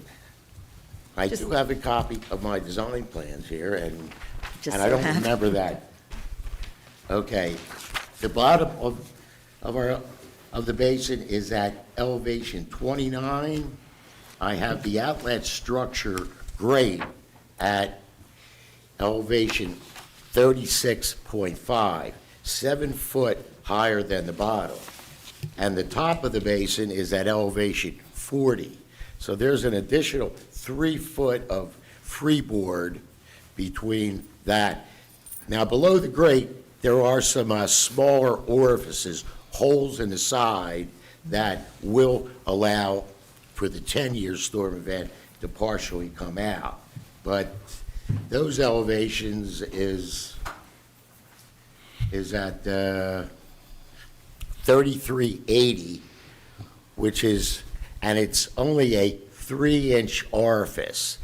So for all practical purposes, the water has to build up to the elevation of the Right. grate on the top for any significant water to actually be discharged.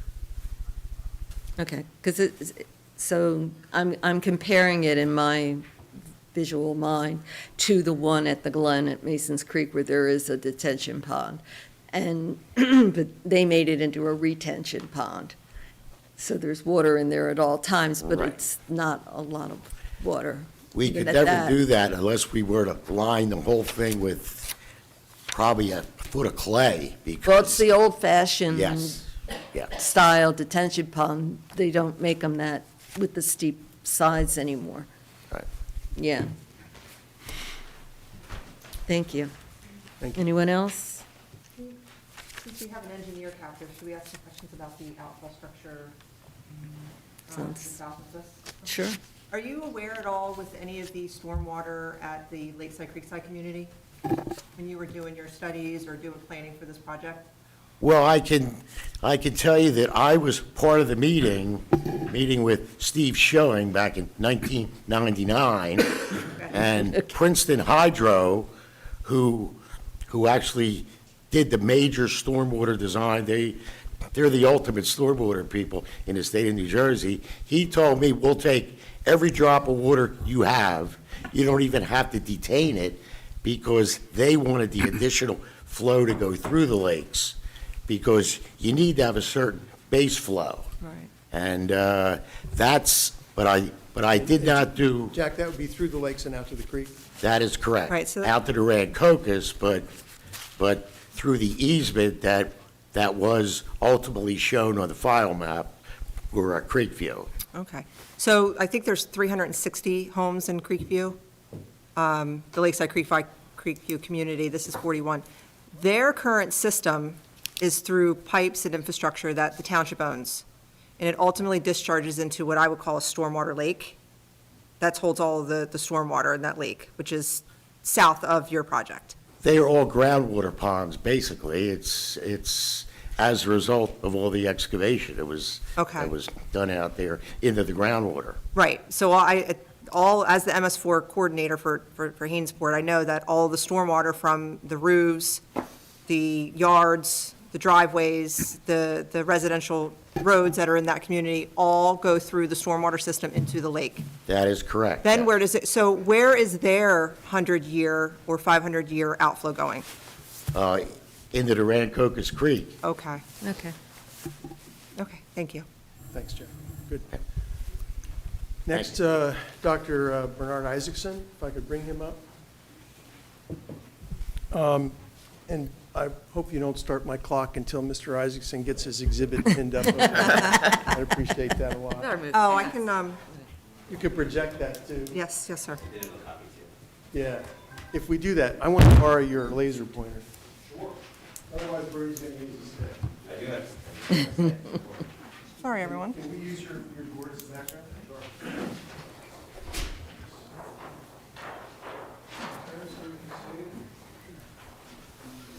It'll also be projected as well. This governing body.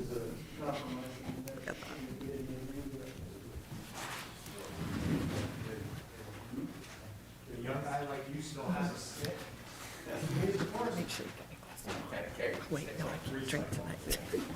All right, good. Just quickly, Bernie, I'm going to run you through this because we only have 5 minutes. Sure. Your CV runs to about 10 pages. Your undergraduate degree was a Bachelor of Science in Ecology and Natural Resources from Rutgers with That's right. highest honors. That's right. And what was the subject of your honors thesis? Hyperspectral detection of bacterial leaf scorch in red oaks. What is that? What? Using a really fancy camera that's got like 100 channels just for the blue light to be able to get the spectral reflectance of different surfaces, in this case leaves that do or do not have bacterial leaf scorch. So trees that are dying. Trees that are dying. Okay. Your master's I of want to make sure science. Jen's getting all this. I'll give you a copy of this You one. got that RCM now. Your master's of science was in forestry from UW-Madison, University of Wisconsin. And what was the Go subject? Badgers. Go Badgers. What was the subject of your thesis? So that was mapping ash trees at large spatial extent, so across the state of Wisconsin before emerald ash borer showed up. Well, that was the intention. At Landsat scale, so 30-meter pixels, but for the whole state to manage for EAB. So Again, looking ahead forest to health. Okay. And your PhD is in ecology from Rutgers University? Yes, that's right. And what was your PhD thesis in? So that was about redefining forest stocking in the pinelands to be able to balance competing contemporary objectives for that forest. So there's a lot of different goals for that forest, and trying to come up with numeric ways of showing the trade-offs between those. Okay. So it's safe to say that you're a forest ecology expert? That's, I appreciate the flattery, yes. Okay, good. All right, I'm going to call you that. Okay. Okay, so have you been to the site? Yes. And what did you do there? So I took measurements in sort of 3 groups. So I took measurements of the trees inside the easement, 3 to 12-inch trees, and then trees over 12 inches to be compliant with the township's tree removal ordinance. I took measurements of trees adjacent to that right-of-way. So the township in that ordinance has the critical root radius, which is defined as a ratio of 1 to 18. So for every inch of diameter, a foot and a half of protection, or 18 inches. So I sampled all the trees along the edges that would have had their critical root radius extend into that right-of-way. And then I also did a cruise across the rest of the township adjoining parcels to get a sense of the context, the local context of that forest and what it looks like. Okay, so you say you cruise, meaning you walk the entirety of the Yes. township's property that's going to be the future park? Yes. As well as the immediate area where the easement's going to be? Yes, that's right. Good. Did you find any really exceptional trees when you made your walk? I sure did. Tell us about it. So the area, let's see, I'll try to do it with the laser pointer without shaking too much. Oh, I can do it on this too. Yeah. Okay. Do that. So directly north of the old building. How about we put Scott's into that? Sure. Good. I think we have a slightly different projection here, but How do we do that? You got a word to hold it? Oops. Great. so directly north of the buildings, once you get, you can see that, so everybody can see there's the grade lines here, slopes down into the wetland, and then you've got this ditch and an area that was somewhat cleared, not all of it, which we can see in some of the historic imagery, and then north of that ditch are some magnificent trees, absolutely magnificent trees, which to me were reminiscent of bottleneck hardwoods in Mississippi, upper Mississippi drainages. So I'm talking willow, over 100 feet tall, 30 inches in diameter, perfectly ramrod straight, and with giant spreading crowns. So really gorgeous trees. Okay. All pretty much in that northeast quadrant? Yep. Up against the creek? Yeah, before you get to the shrub area, and in the wetland area. Okay. Yep. And notably, Mr. Taylor's plan does not disturb those trees, it would appear. Yes, yeah, keeping any and all paved surfaces away from those trees would be ideal. So let's talk about the immediate area of the proposed easement. Yes. What did you find there? So in the immediate area of the proposed easement, which you can see, I guess you can kind of see with this light, the green, that's on the photo. So what we're looking at there is a series of photos. If we go clockwise, starting at top left, depending on how people like to read. It's from 1930 to 2020. Most of these are panchromatic black and white images. The middle left one is color infrared. So red is actually more vegetation, it's green. And so we see there's this series of photos through the years. The long and the short of it is most of the area that's going to be impacted by the stormwater easement was former farmland. Former farmland. And about when did it become successful? I believe, based off the air photos, the change from 56 to 63 and the size of the dots in 63, indicating the size of the trees, that you can resolve them in 1963. It was likely around 1960 that the farm field stopped being farm field. So the bulk of the trees in the area of the proposed easement would be about 60 years old? Yes. At the oldest? The oldest. The small portions where the outfall is, that goes through the sort of riverbank stand. Those are older trees. I didn't core any of them. I didn't think I had permission to core any of the trees, so I didn't. But again, we could ascertain the exact And in that area of successional trees, are there any exceptional trees you would call specimen trees? No, I would not say there's any specimen trees in that right of way. The highest resource value you could have found is American Beach on the slope near-ish to where the outfall structure is going to be, with a 33-inch American Beach. And as lovely as it is to have a large American Beach, and they are magnificent trees, they are likely doomed. So being in forest health, often, I don't know how many folks have heard about beach leaf disease. It's an emerging pest.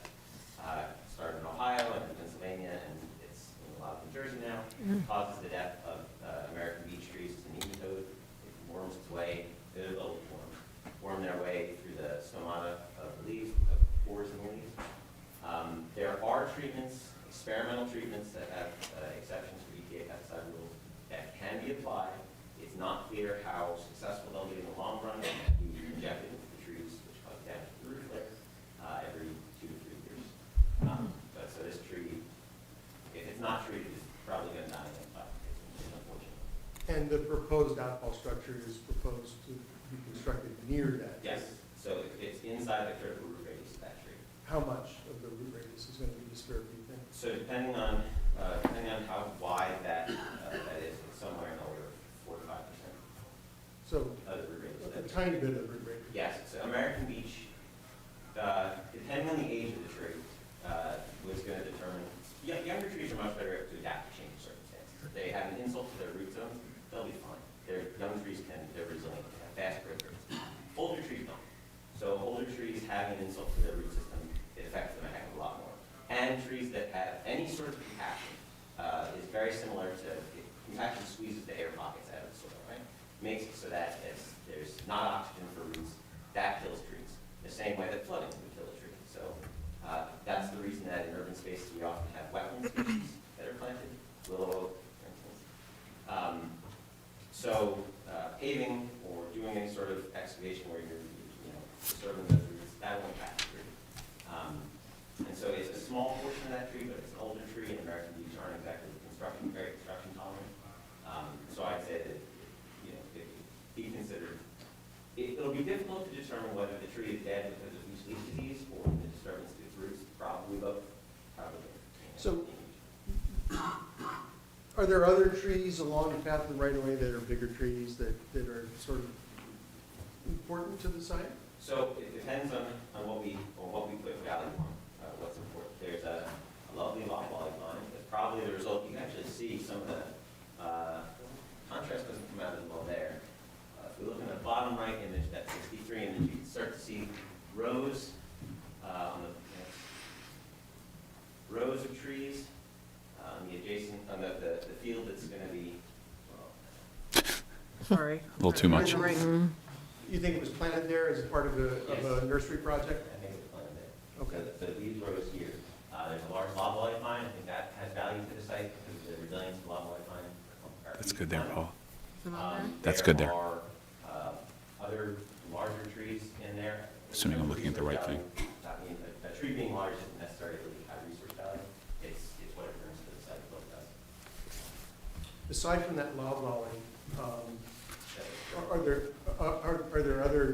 there other examples of the trees in that right of way throughout the site? Oh, absolutely. Yeah, absolutely. So the trees within that right of way that are really characteristic. They're not really substantially different from other places.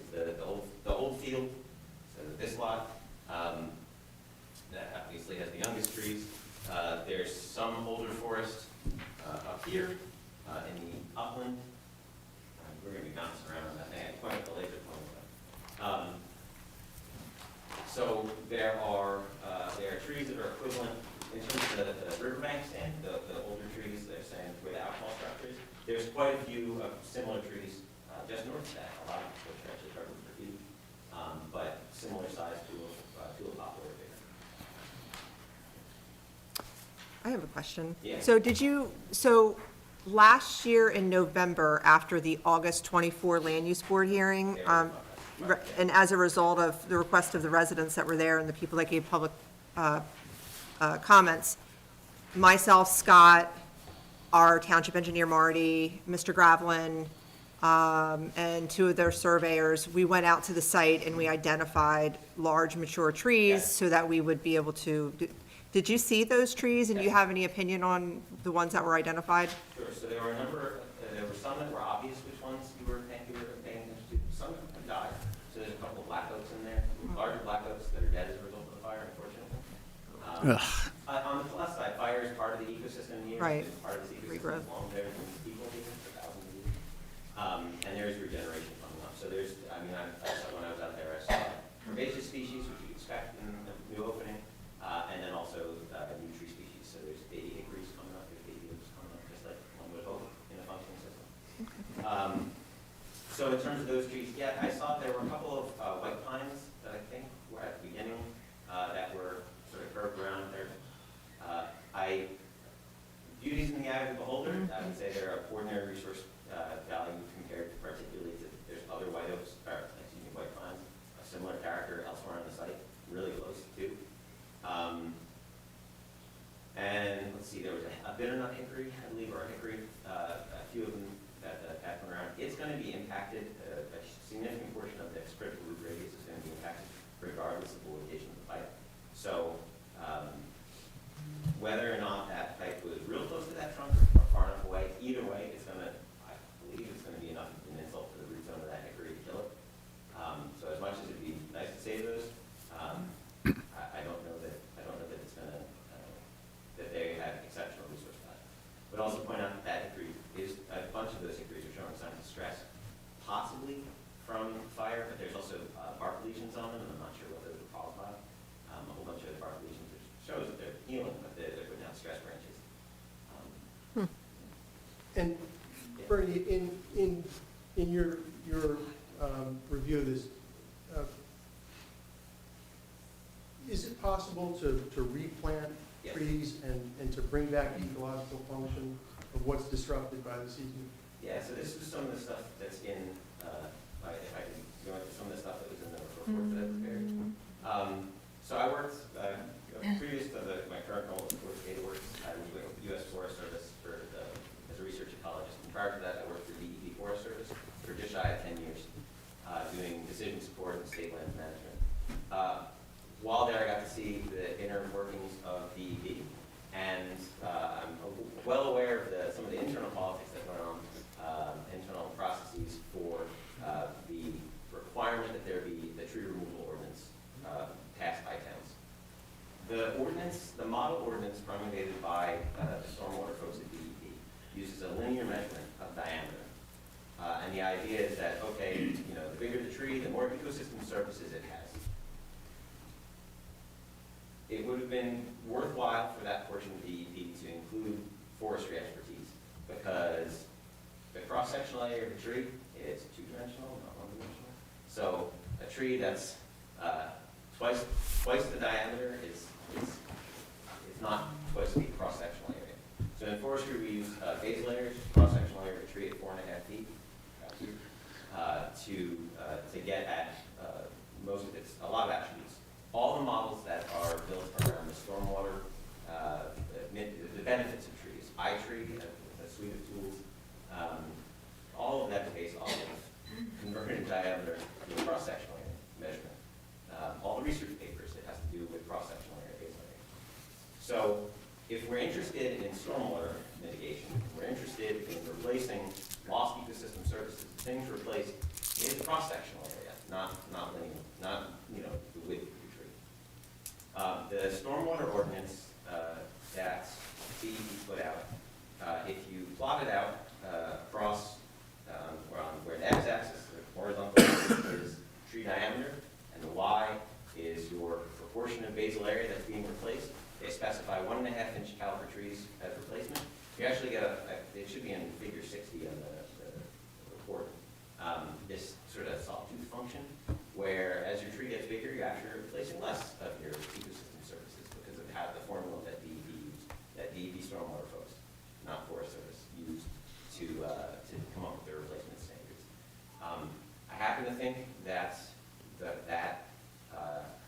isn't true to the original intent of the tree replacement ordinance. That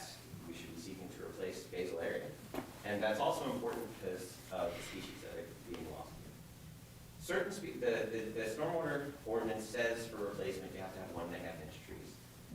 But not all trees will survive being dug for being bald and burlap tree species. You have a lot more opportunity for lots of different species if you can use other size plant material. The problem is, how do you hold someone to a standard to replace a certain amount? So to me, replace a certain amount of basal area.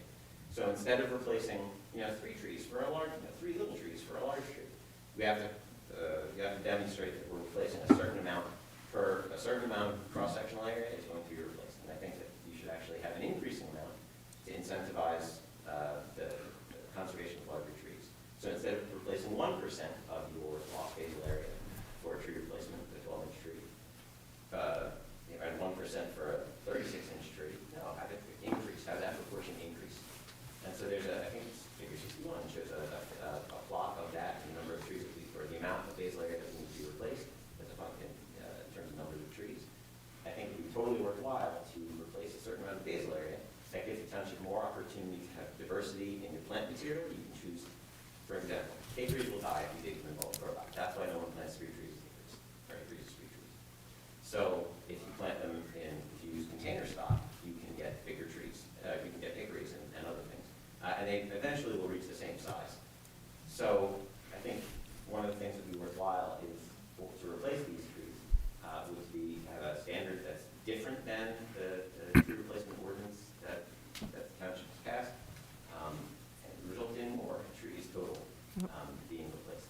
I think it's more faithful to what DEP was trying to do with stormwater, with their stormwater ordinance, that those folks in stormwater would have benefited from. So I see Mr. Taylor nodding to all this. Are there any more questions? I want to get this straight. So the developer is suggesting that we exceed the ordinance requirements and provide an enhanced restoration and Yeah, we are. reforestation. Yeah, we take very seriously the obligation to be sensitive to the environmental services being provided by the trees in that easement area.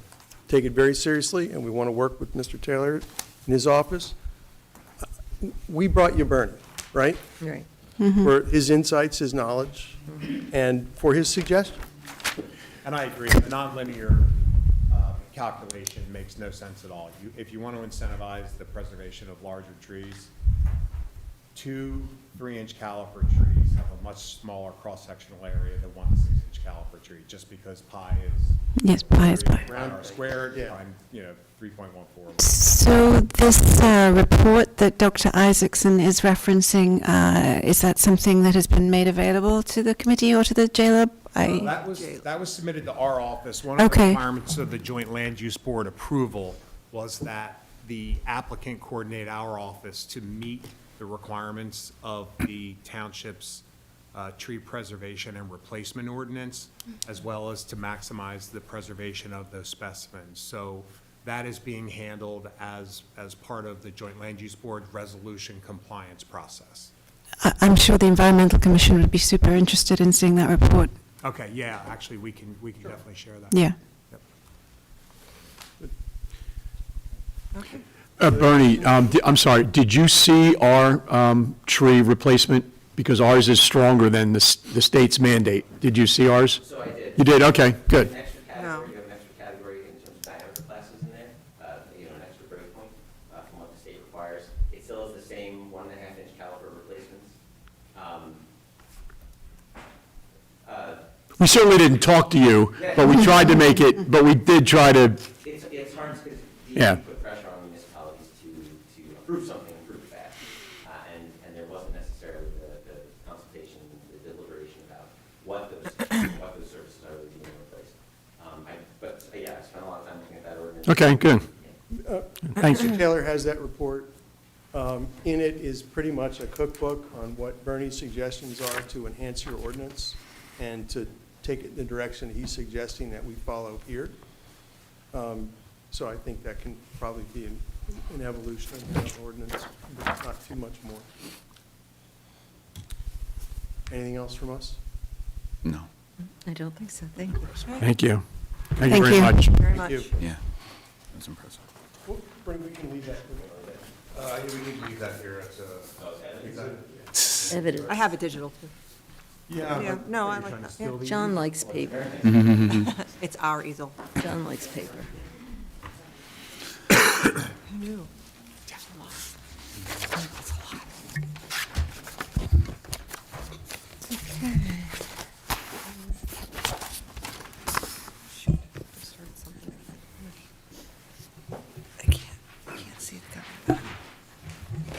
Anything else? We do have people online, so I don't know that we necessarily gave anyone online an opportunity for We can- comment on this ordinance. And you can certainly ask.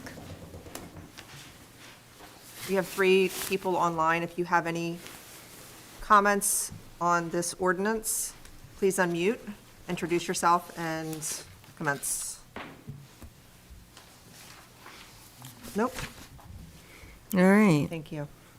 And this is strictly granting the easement. This is not the easement itself. I just wanted to ask if I could fill in a couple blanks, hopefully. Sure. You have a second? So, John, I think I'm going to need you on this one. I want to try to touch on some of the things that were brought up that we can kind of hopefully, I don't know, fill in the blanks. So, last week at the Save Creek Turn Park Rally, liability was a big thing, of a variety of different liabilities. So if someone were to get hurt, I don't know, fall into the creek, trip and break their ankle, those kind of things, what's our actual liability to that different than anything else? What's our concern there?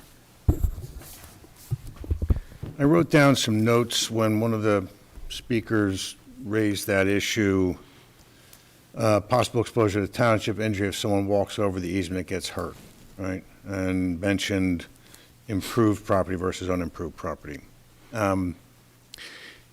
This is a 21.6 acre park, right? It is 21.6 acres of largely unimproved, partially improved. Certainly the area around, that Scott has identified around Big Rusty, I guess, is going to be improved. Even when that is all improved, how much acreage will that comprise? Ballpark. Less than a quarter of the site. Okay. So come back to the easement, which was, I think, the person's question. The easement is 400 feet, give or take, by 20 feet. It's 8,000 square feet. The park is 21.6 acres. I did have to Google how many square feet in an acre. 43,650 square feet. So that's 942,840 square feet. So the 8,000 square feet of the easement is 0.00848 acre. That does not convert unimproved property into improved property. There's a case from the Supreme Court, late 80s, Troth, I think it is, that says there's got to be a substantial enhancement or change to the physical nature of the property in order for it to go from unimproved to improved under the Tort Claims Act. So I'm not concerned about that. Okay. I'm not concerned. We also have the benefit of the Landowners Liability Act, which is a different statute. So from a personal injury point of view, someone getting hurt out there, it's not going to be based upon improved versus unimproved. Okay. Someone gets hurt out there, it's going to be based upon, probably more than likely, at the park area, right? And, you know, we do have liability insurance for that if someone got hurt, and even then, we have tort claim defenses. You know, did we have notice of the defective condition of that property, and so on and so forth. So, or dangerous condition of the property is the statutory language.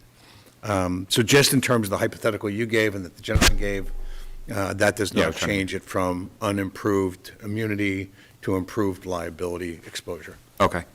And then to go beyond that, and just to kind of, I guess, maybe compare, what would be the difference in our liability with this easement, being that there's a little difference to it, and like Lakeside, Creekside's existing? Is it mirrored? Is it different? Where are we with that? Well, does that make sense? Am I asking that correctly? The Lakeside, Creekside, did you say that that is our property? All of the stormwater infrastructure is ours, the lake itself, the collector of all that is not, that's HOA owns that. Okay. I'm assuming all of the outflow into the Rancocas Creek consideration, I mean, because that's really what we're talking about here with this 41-unit Yeah. development. But we do own, we have no agreement with the Lakeside Creekside HOA. So I don't know the circumstances all about how Lakeside Creekside does discharge into the Rancocas. Somewhat ironic that it does, but we're not allowed to. I would say that if there's no agreement with them, we are more than likely in a better position, given that this easement specifically provides that it's simply an easement across the real property that we own. We're not responsible for the infrastructure. It's not our infrastructure. It doesn't become our infrastructure. Not only does the ordinance say that, but without, divulging what the draft agreement says that we're going to be discussing again in closed session, there are plenty of provisions in there that it probably beats a dead horse and says, this ain't ours, it's yours. So I think, just based on what Paula just said to me, I would guess that we're probably in better shape. Okay. So to clarify that, and excuse me, Andy, No, go right ahead. so the risk of this affecting taxpayers with liability and maintenance and repair over years is. It's not our pipe. It's not our. It's not ours. Right. And that's As written enough in opposed different to areas. Lakeside, Creekside, which we have paid for.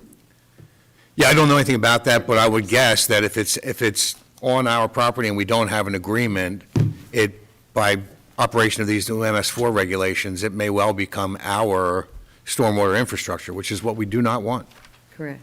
So, John, what about the point raised by Ms. Player about how we can't actually have this agreement because of the various statutes that she cited? Is there anything to that? Yeah, I wrote down what Deb said as well, and I wrote down, I'll check the regs that she's referenced, but my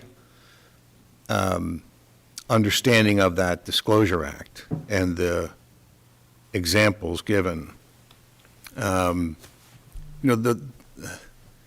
two points to keep in mind, right? Let's set the land use law issue aside, right? I'll come back to that because I think that's very important. But the purpose of these prohibitions against the developer binding the to-be-created HOA to a long-term management contract, and I think Deb used the word management a couple of times, is exactly that, so that Hainesport Developers, Inc. doesn't bind this community of 40-some houses to a management contract with a subsidiary of Hainesport Development, Inc. that is going to gouge it for management fees, right? You can't bind them to accept your management company, your landscaping firm for the next 20 years, your snow removal company for the next 20 years, and guarantee yourself through a subsidiary a 20-year annuity. I mean, that absolutely makes sense. That's great public policy to prohibit that. And none of the examples that I heard used an easement. If you took that argument to its logical conclusion, when an application comes before a land use board and the board imposes conditions, right? And those conditions may include a financial contribution towards the recreation fund, whatever, right? The homeowner association could say, and they say, and they phase it in, you don't have to pay it until the 50% of the homes are built, right? Because in a small community, people aren't really that much in need of the recreation, whatever it is. They could say, we're not doing that because we didn't vote on that. I don't care. The land use board granted you an approval on the condition that you do these things. It's the underlying, yeah. Yeah, it's part of your approval. Right? You can't say, well, the HOA wasn't the applicant. No, land use approvals run with the land. They run with whomever it is that's developing the site.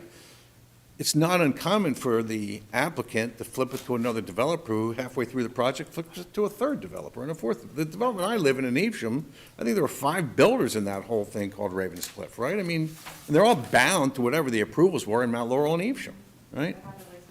So I respectfully disagree that the terms and conditions that the Land Use Board imposed, one of which was to come up with a way to treat this emergency stormwater overflow, right? And I'll come to that in a few minutes, because I don't want people not to understand what really is going on here. So I respectfully disagree that that is not a binding obligation. And remember, if you end up with an easement agreement with the developer, the easement will be recorded. And the easement agreement will be part of the HOA documents. It will be a binding obligation on the HOA. We're not going to be in a position, as a matter of law or fact, that we allow this infrastructure to be built, and 4 years later, when the homeowners association is now formed because more than blank percent of the homes have been sold, now the HOA is in charge, not the developer, that they'll be able to say, well, it's not our responsibility. I'm not concerned about that, nor should you be.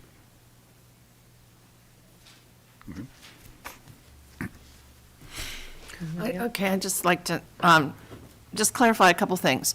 So the maintenance of the pipe, the repairs, insurance, or whatever it is, will not be an increase to our taxpayers. This will be all handled by the HOA? Is that correct? I just want to clarify that. Yeah, no, look, I've sat here trying to think about how would it be, right? I mean, is there a measurable increase in the amount of taxes that Hainesport taxpayers pay because you did assume responsibility, or at least you're getting responsibility for Lakeside, Creekside? Mm-hmm. Did anybody say that's costing every taxpayer 4 cents more a year? I don't know. But if it is, again, I come back to the idea that under this document, under this arrangement, you're not responsible, and that will not end up being in your lap. Okay, that's what I wanted to make clear so that everybody understood But I still can't that. figure out even how that would increase taxes. I don't. We went through that exercise with the pipe on Bancroft. It failed in 2011, it failed again, I think in 2016, and it failed when we were here, and we finally redesigned it, and Rosenberg's came and fixed the whole pipe, and that was the township taxpayers paid for that. Okay. Right. All three of those repairs. The And that was relining and all that joints other failed. stuff. For Lakeside. Yeah, much different pipe, Yeah. different, Okay, different outflow, different volume, different capacity, but that did fail 3 times, and yes, the taxpayers paid for that. okay, so I have to say that I've heard of the 100-year flood, this is the first time I heard of the 10-year flood, that you guys spoke about that. But I think that you guys all presented your information, and I'm okay with that. I'm good with that. This is the first time that I have heard that lowering the number of homes in the development would mean that we would not need this easement in this pipe. And that's not, and we have heard today that no matter how many homes are there, we still need this pipe, this easement. And the other thing that was interesting that I had not thought of or heard of was the road off of Bancroft into past the development. That is something that we, as a committee, can keep our eyes on that. And in fact, if that is an issue for the people, we can make that an emergency exit only. Is that correct? Could be, sure. It could be. We do have that option. Okay, and that the exit, the entrance from 38 is going to remain open, correct? Those were some major things that I had been hearing over and over, and I just wanted to make sure that the residents heard those answers clearly today, so thank you. And if I can expand on that. Mhm. It is our park, we have site control of that park. We're actually doing that now. State police made a request to close the park at dusk, and they would open it up at dawn. And that has been happening for, what, Jen, a couple months now? Yeah. Several months now, because upon their request. So the point is either access, we maintain site control. Okay. Gating, closing down, opening it, lighting it, security. Cameras. Phasing, all the above. Thank you. Thank you, Scott. Is there an ability to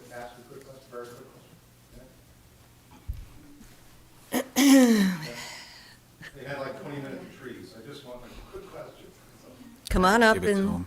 tell us who you are. More for the committee. Tell us who you are. Dave Monero, 10 Longfellow.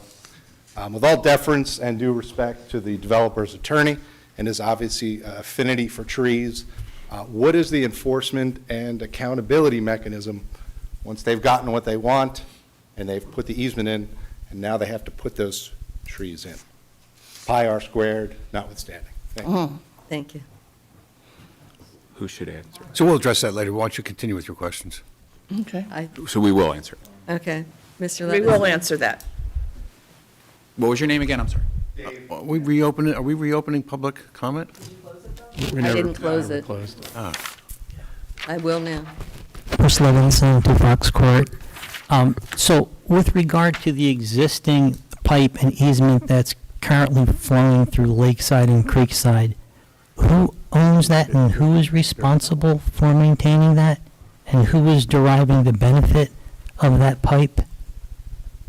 I think we just answered that, Mr. Levinson. Yeah, I just want to make that clear. The pipe that's Creekside. running Lakeview. into the lake there, where that used to be Lakeside. the old mine, the old sand mine.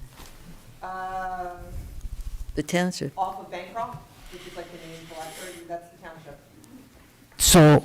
So it's Creekside and Lakeside that are deriving a benefit of that?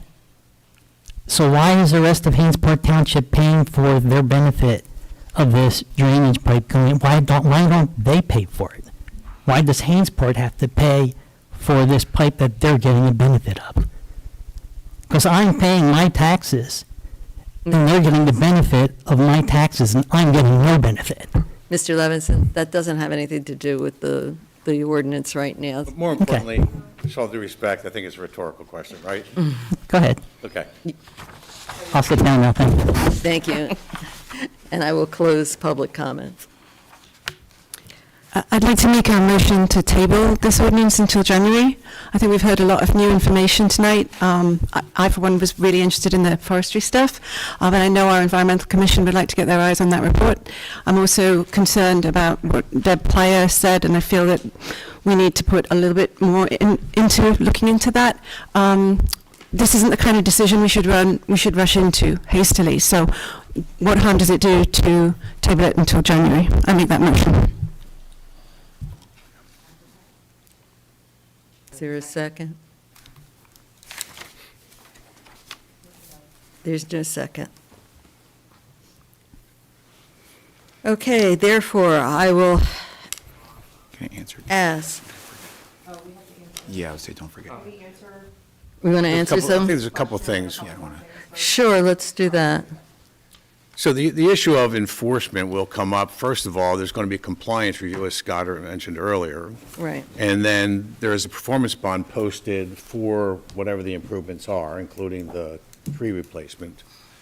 And then there's a maintenance bond posted on that. So there will be a continuing, I think the word inspection may be overused, but certainly an inspection of what goes on for quite some time afterwards to make sure that the new vegetation is taking, right? Yep.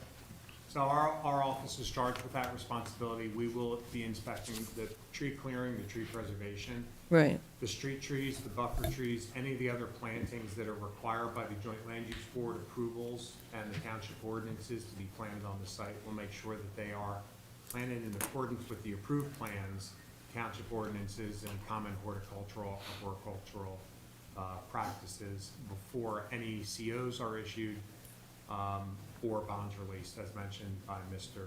Gillespie, in accordance with the municipal land use law. Once the permits are issued, once everything is set in place, who then oversees? The township? Then that gets handed over to the construction office and the zoning office and administration as well. Right. Without divulging.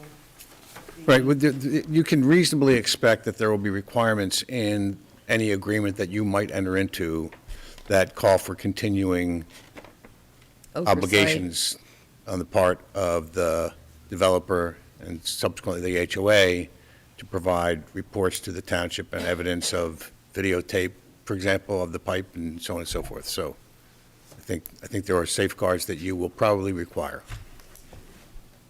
Very good. Any other So answers? that tree report was a function of the land use board's process, which was a condition of the approval, which was already granted. So do you normally, in those situations, forward that information to the Environmental Commission for their review? No, normally resolution compliance is handled directly through our office, and I don't think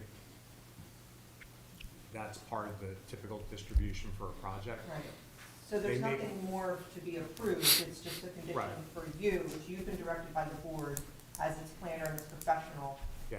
to review and ensure compliance. Yeah, my understanding, the environmental commission gets plans and reports and things prior to a hearing, and then they advise, or through their liaison, either a report or verbal comments at the time of the hearing. Okay, so, but we'll give them that report as a courtesy. But, so they received the plans for the December 4th, 2019 Joint Land Use Board hearing, and then they received the plans for the June 22nd, 2020 preliminary major subdivision. And they also received the plans for the July 7th, 2021 Joint Land Use Board meeting, and they also received the plans for the August 7th, 2024 Joint Land Use Board meeting. Okay, thank you. That's my understanding. I don't have that in front of me, but yeah, they typically get all the plans and make either verbal or written comments. Are there any other more questions for me? Because if not, I do want to make a couple of observations. Something interesting is that I don't know if I heard this right, but it looks like that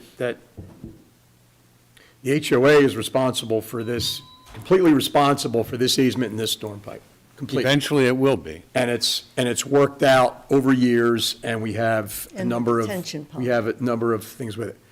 But it doesn't look like we have that with, I'm sorry for the people that are here, but the Creekside, Lakeside, it doesn't look like we have that. Is that something we should investigate on another day? I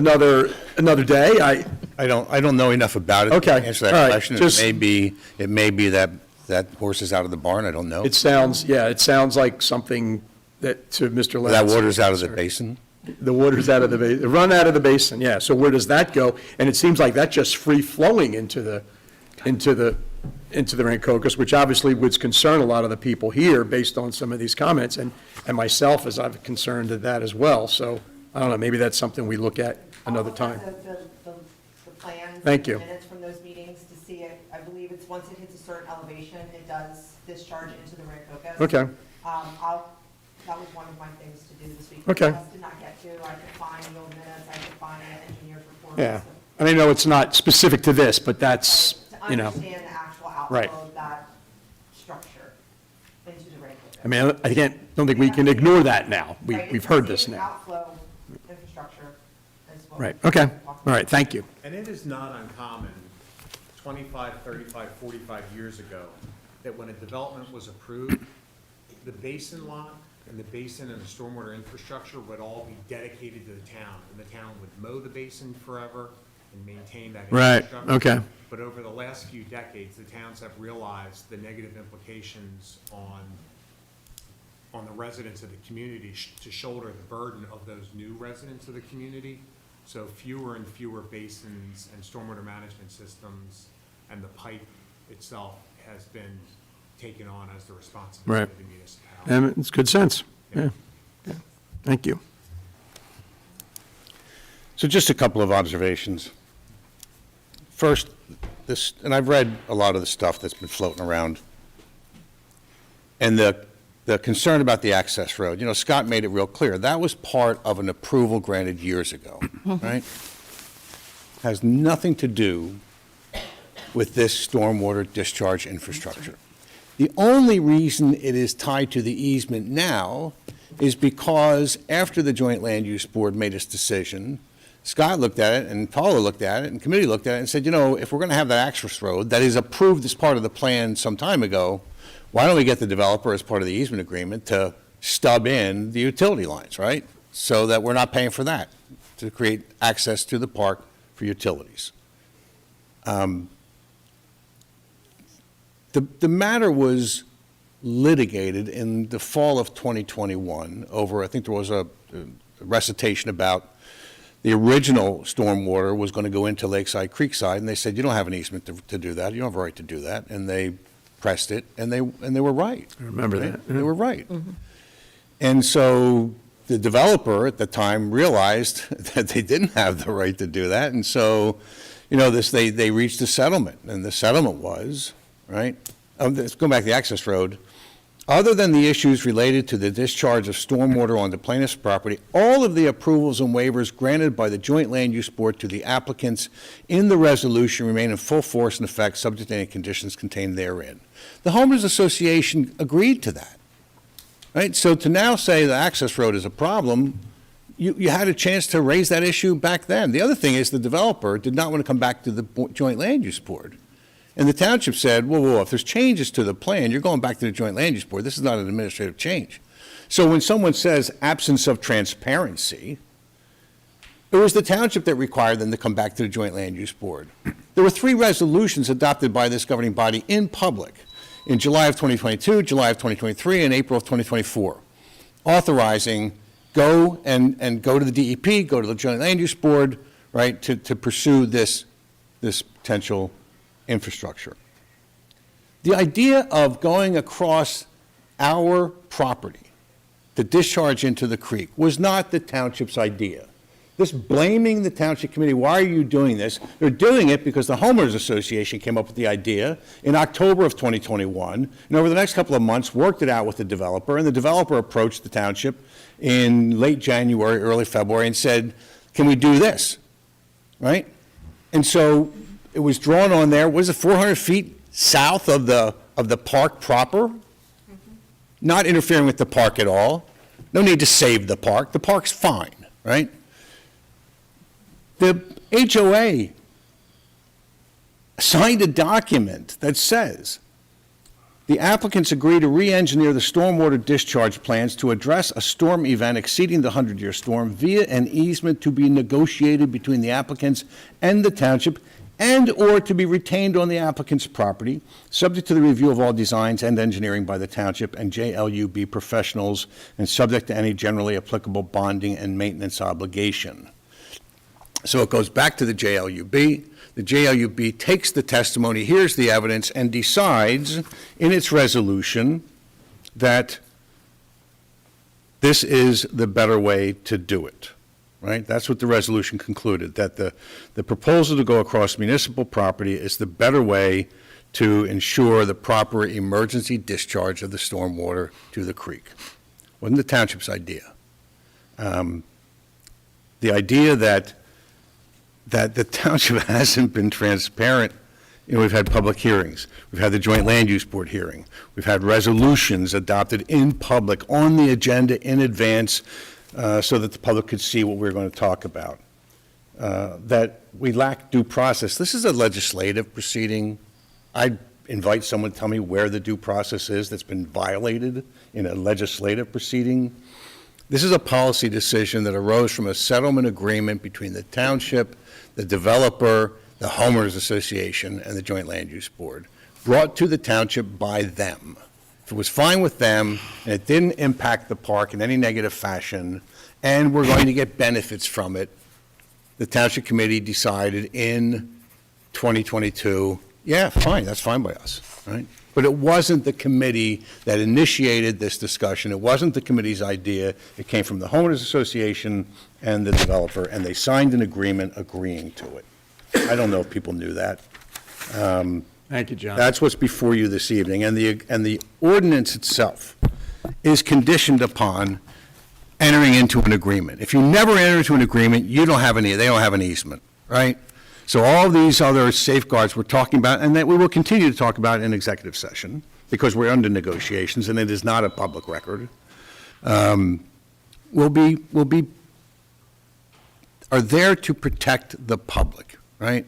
That's why it's a policy issue. It's not a political issue.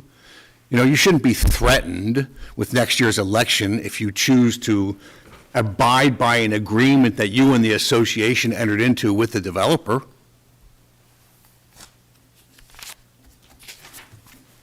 And in order for the agreement to pursue the discussions about the agreement, the ordinance just sets the table for that, right? Why would you enter into an agreement if the enabling legislation hasn't already been adopted? So that's why the cart is not before the horse, right?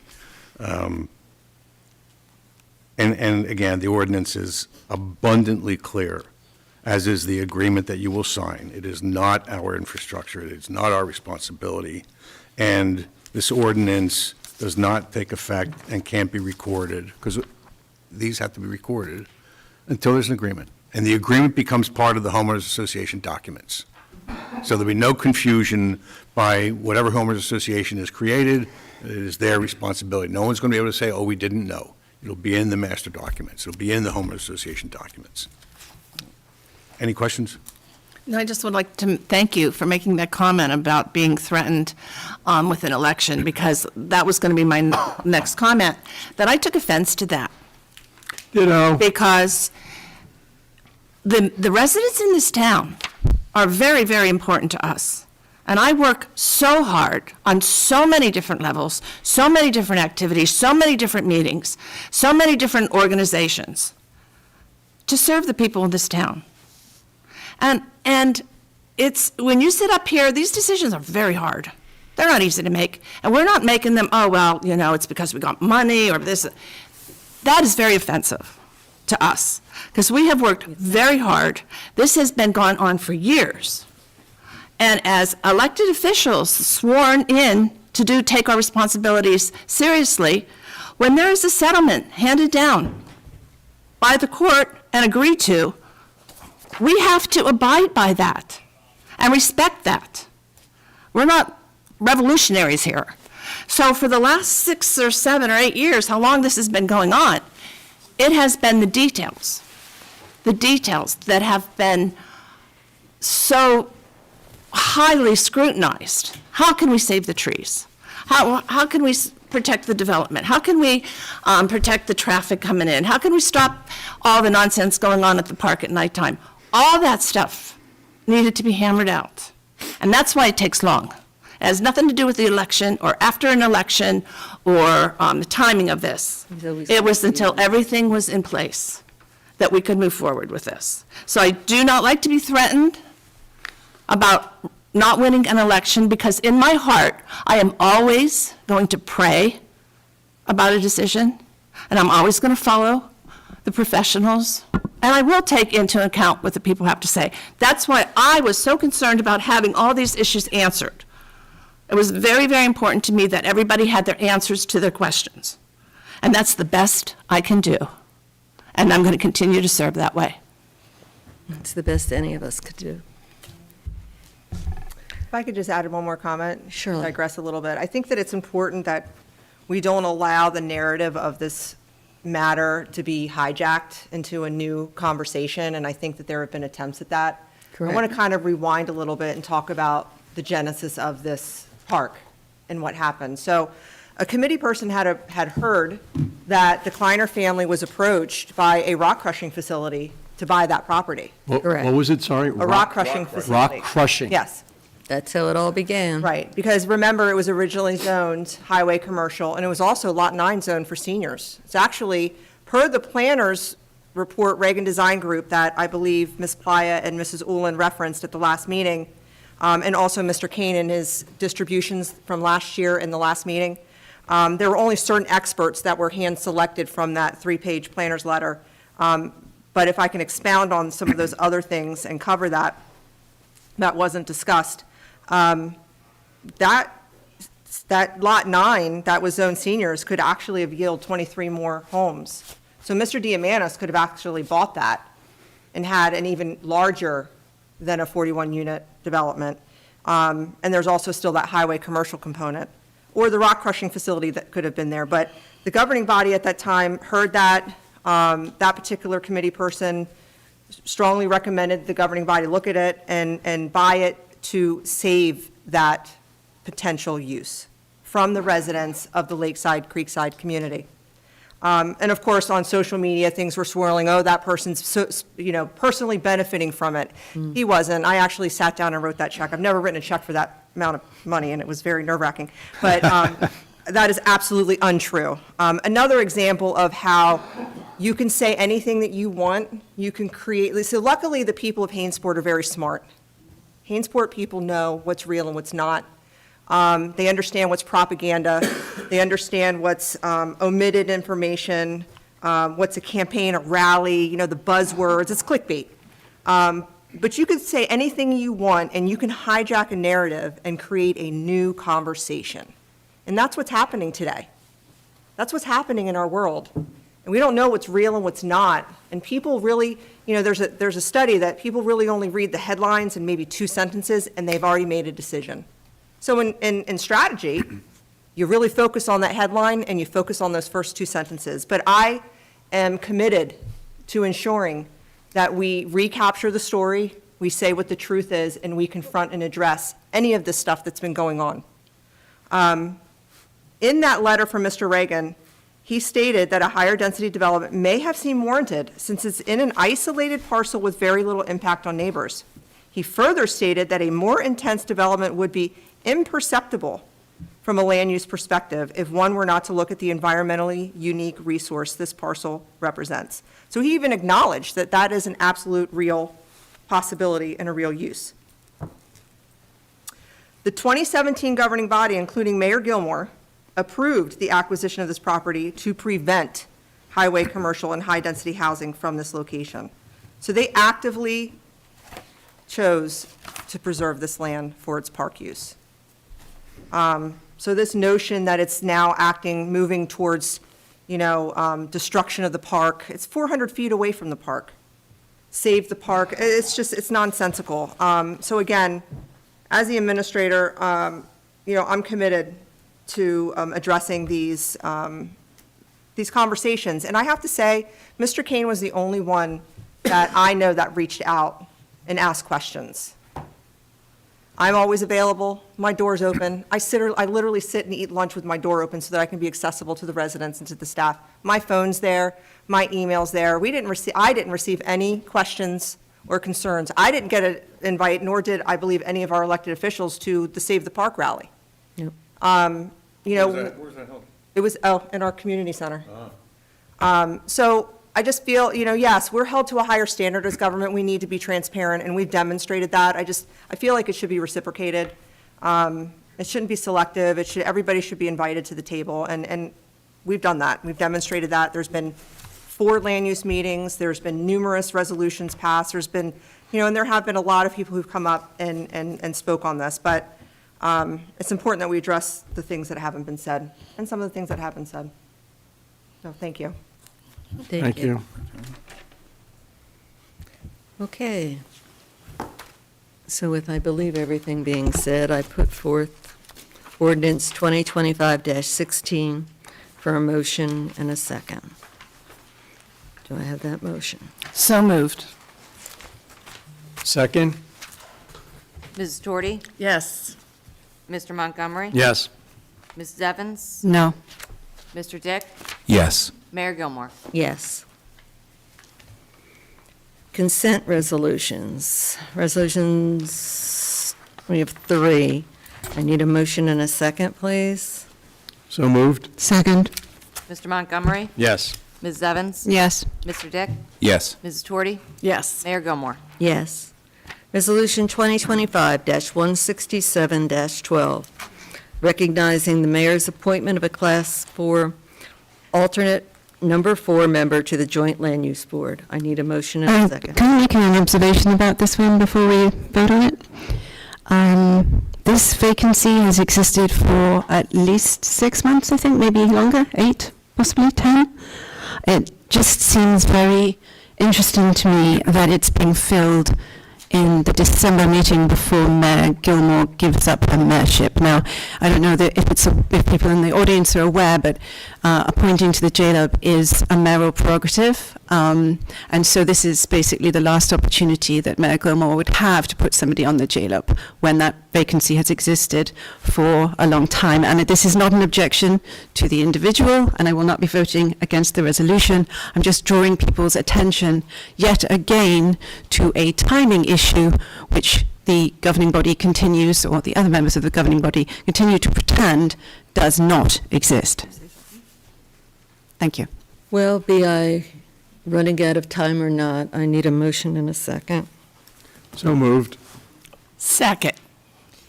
Mr. Montgomery? Yes. Mrs. Torty? Yes. Mrs. Evans? Yes. Mr. Dick? Yes. Mayor Gilmore? Yes.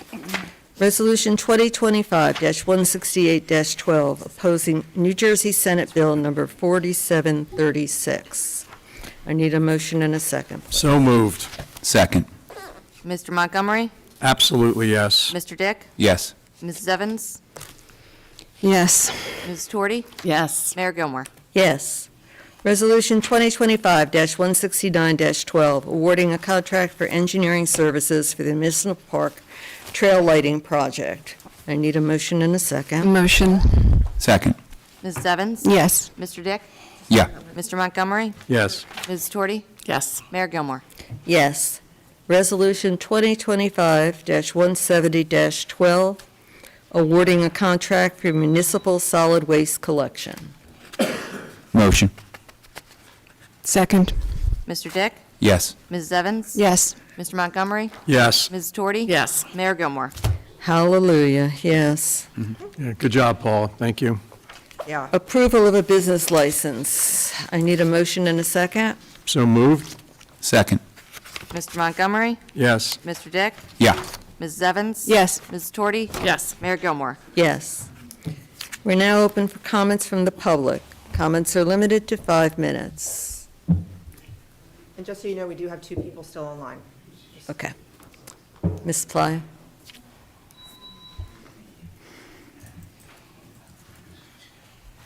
Deborah Ply of 50 Bancroft Lane.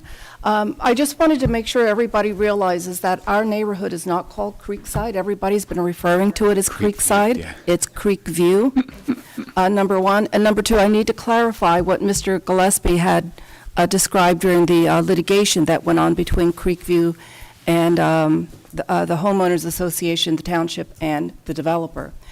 I was working with Mr. Novak, who represented Creekview in that litigation. The homeowners association did not suggest that the easement be that an easement be made. What was said was that you can pipe it to the Rancocas for all I care, but you're not using Creekview's pond. And thereafter, and I've got the emails were exchanged between Mr. Gillespie and Mr. Frank. Mr. Frank, by the way, was not the attorney of record for R&M at that time. It was a Kyle Eingorn from another law firm, Denby, Brown, and something else. So the homeowners association from Creekview has not made any objections. Have there been residents, such as myself and Ms. Sowoff and other residents who have objected? Yes. They're exercising their First Amendment right, as they are entitled to, under the laws of the state of New Jersey. The Homeowners Association, as an entity, has not appeared before this Township Committee or the JLUB and made an objection. So I just want to make sure that the record is clear. Thank you. Thank you. Thank you. Anyone else in the room? Mr. Levinson?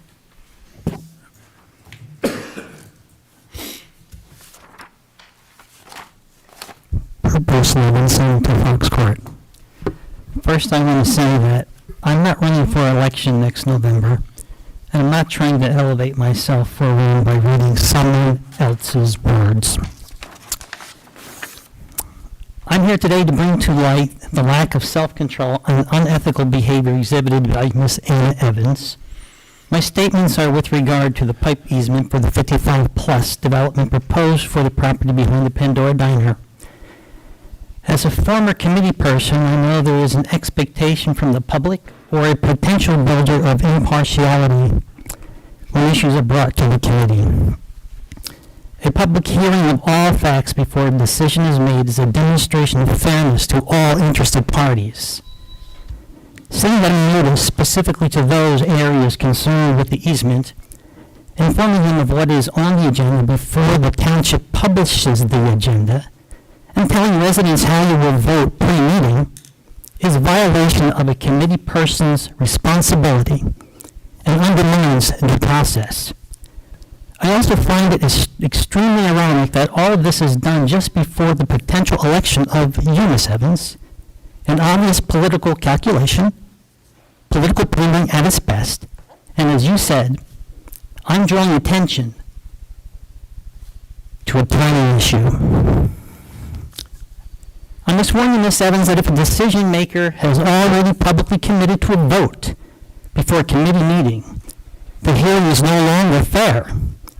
And if the decision goes against the builder, which I'm glad it did in this case, the builder may decide to file a legal complaint in order to reverse that decision. Ms. Evans, this is not the first time you have shot from the hip, and your characteristic disrespect for the process could be that in the future, which undermines the very result you are trying to force. People of Hainesport, we cannot trust government, and we cannot trust the people we put in government to be honorable and do their job as they're supposed to do it. Hainesport does deserve better.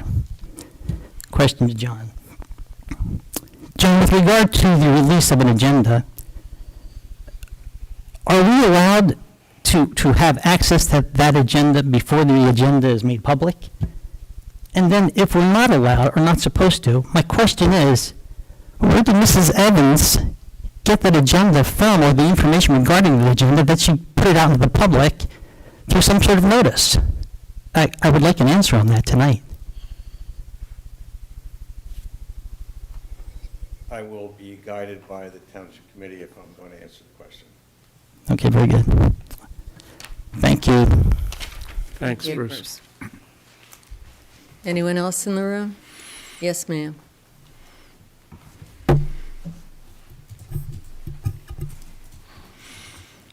Samantha Loveman, 2514 Creek Road.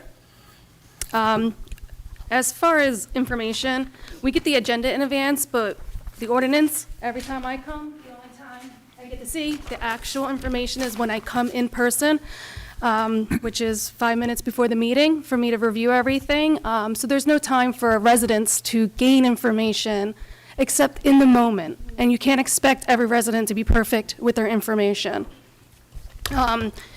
I do believe other towns don't do it like this. I believe that ordinances can go out with the agenda, and so I would request that you consider that. Thank you. Thanks, Sam. Yes, ma'am. I'm sorry, Go as for soon it. as introduction of an ordinance, it's posted to our website for an entire month. That has been public It's been- information it's- for a And month. it's been publicly advertised in our newspapers, and it's posted on our board, and it's put on our website after it's introduced. So it's usually available for an entire month before there's public hearing. It's on the website, which is where, yeah. And then we provide printed copies of the public hearing, of the agenda during public hearing. Anyone else in the room? Yes, sir.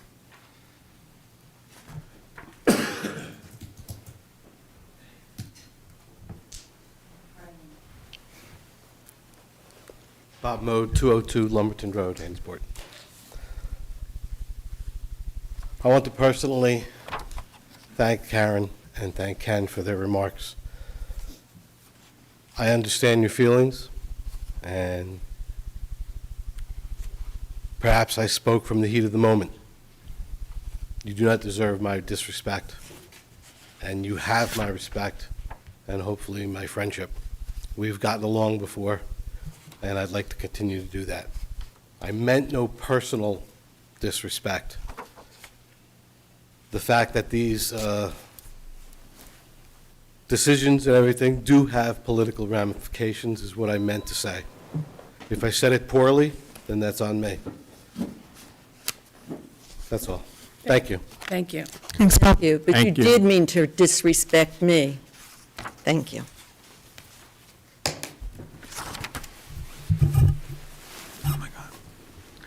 Joe Doherty, 4 Easton Way, Hainesport. John, thank you for your comments. Committee members, thank you for your comments. As head of the Republican Committee for Hainesport, we do not run campaigns that are divisive and manipulative of information. We go for truth and transparency. And Mr. Mode, what you said, I know you try to be friends with Karen and us, and you're very nice, but what you said is very typical of things that I've seen from others in your party. Stab, stab, stab in the back, step back, and ask for forgiveness. We want to be one community, for each other, with each other. We don't need divisiveness, which is what the manipulation that Bruce talked about happens to be for your political gain, Anna. You and I have talked very closely at times about how we can come together. And we can all come together, but let's just stop being divisive and being political. Let's all be for Hainesport, all be for each other, because God knows you don't know what's coming to you tomorrow. So we will work to continue, Bob, Steve, everybody here, Sam, to be together as a community. And, John, Paula, thank you for your time. Scott, great position here. One other thing is development is a reality. Sometimes you don't want backyard neighbors, and if that's what your true thing is, to be against a development, let's just say that. Sometimes you don't want that, but it does happen. And, especially for seniors in our town. People need places to move when they can't go upstairs. They need senior developments. So, let's just be respectful of every resident here and take it into account. Thank you. Thank you. Thanks, Joe. Thanks, Joe. Anyone else in the room? Online? Online? Is there anyone online that would like to make a public comment? No. Nope. Then I'll close public comment. Comments from the administrator. I think I've spoken enough tonight. I want to wish everybody a Merry Christmas, a Happy Hanukkah. I will see you on December 30th, so I won't say Happy New Year yet. And thank you again. Thank you. For the last 8 years. It's been wonderful working for you and with you. Mr. Gillespie. Just a couple of things, if I may. Absolutely. One, I would have liked to have responded to Deb, but she's gone, so I'll just let that pass. Two, I think the public ought to know, in your solid waste collection resolution, and the mayor said hallelujah, the Township Committee rejected 2 previous bids. Paula did a total analysis of the bids and why they were so much higher than previous years. And so kept rejecting and rejecting until a bid came in that was reasonable, right? Made sense. And so I just think the public needs to know that you aren't just adopting resolutions, right? This was a thoughtful process. Paula did the metrics of these bids and what the last 5 years has cost you, and you went along with those recommendations, rejected, and now you have something that is affordable to the people of Hainesport. So I just think people ought to know that there's a lot behind that resolution. And then just the last thing I'll say is, so Leila, your 9 years has been my 9 years. True. And I've said this before, next week will be my 45th anniversary of being sworn in as an attorney. The end of this year will mark my completion of my 42nd consecutive year representing public entities. I've represented them up to 6 municipalities, sometimes 4 at a time, fire districts, sewage authorities, MUAs, whatever, right? Well, you're a lot older than me. I am. I got more. Yeah, Good answer. more Good answer. Tread wear on my tires. Over the course of 42 years, I've had the privilege of sitting with over 200 elected officials as the township attorney. And I've watched, I didn't know you and you didn't know me before I was appointed 9 years ago, but you and Frank interviewed me to make sure that you could give me your vote and that you were making a semi-informed decision, right? And I just want to tell you that, of the 200-plus elected officials I've had the privilege of sitting before, you are in the top 5. I actually went through them in my mind. Oh, nice. Rolodex? And you are in the top 5. It wasn't a Rolodex. I had multiple. It was a mental Rolodex. That took a while, 42 years. I won't tell you where you are in the top 5 because Okay.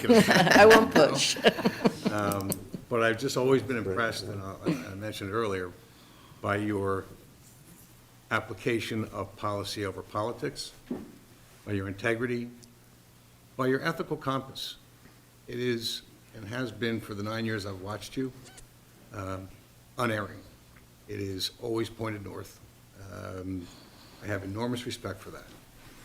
The position you all hold, it's not easy. Not everybody's willing to put their name on a ballot. Not everyone's willing to knock on doors and ask for their support. And not everybody's willing to take advice from people like us, especially people like me. And I just want to tell you what a pleasure and what a privilege it's been and what an honor it's been to sit in this seat looking up for 9 years and watching you do your thing on behalf of Hainesport Township. And I wish you nothing but the best. Thank you, I appreciate it. That's very nice.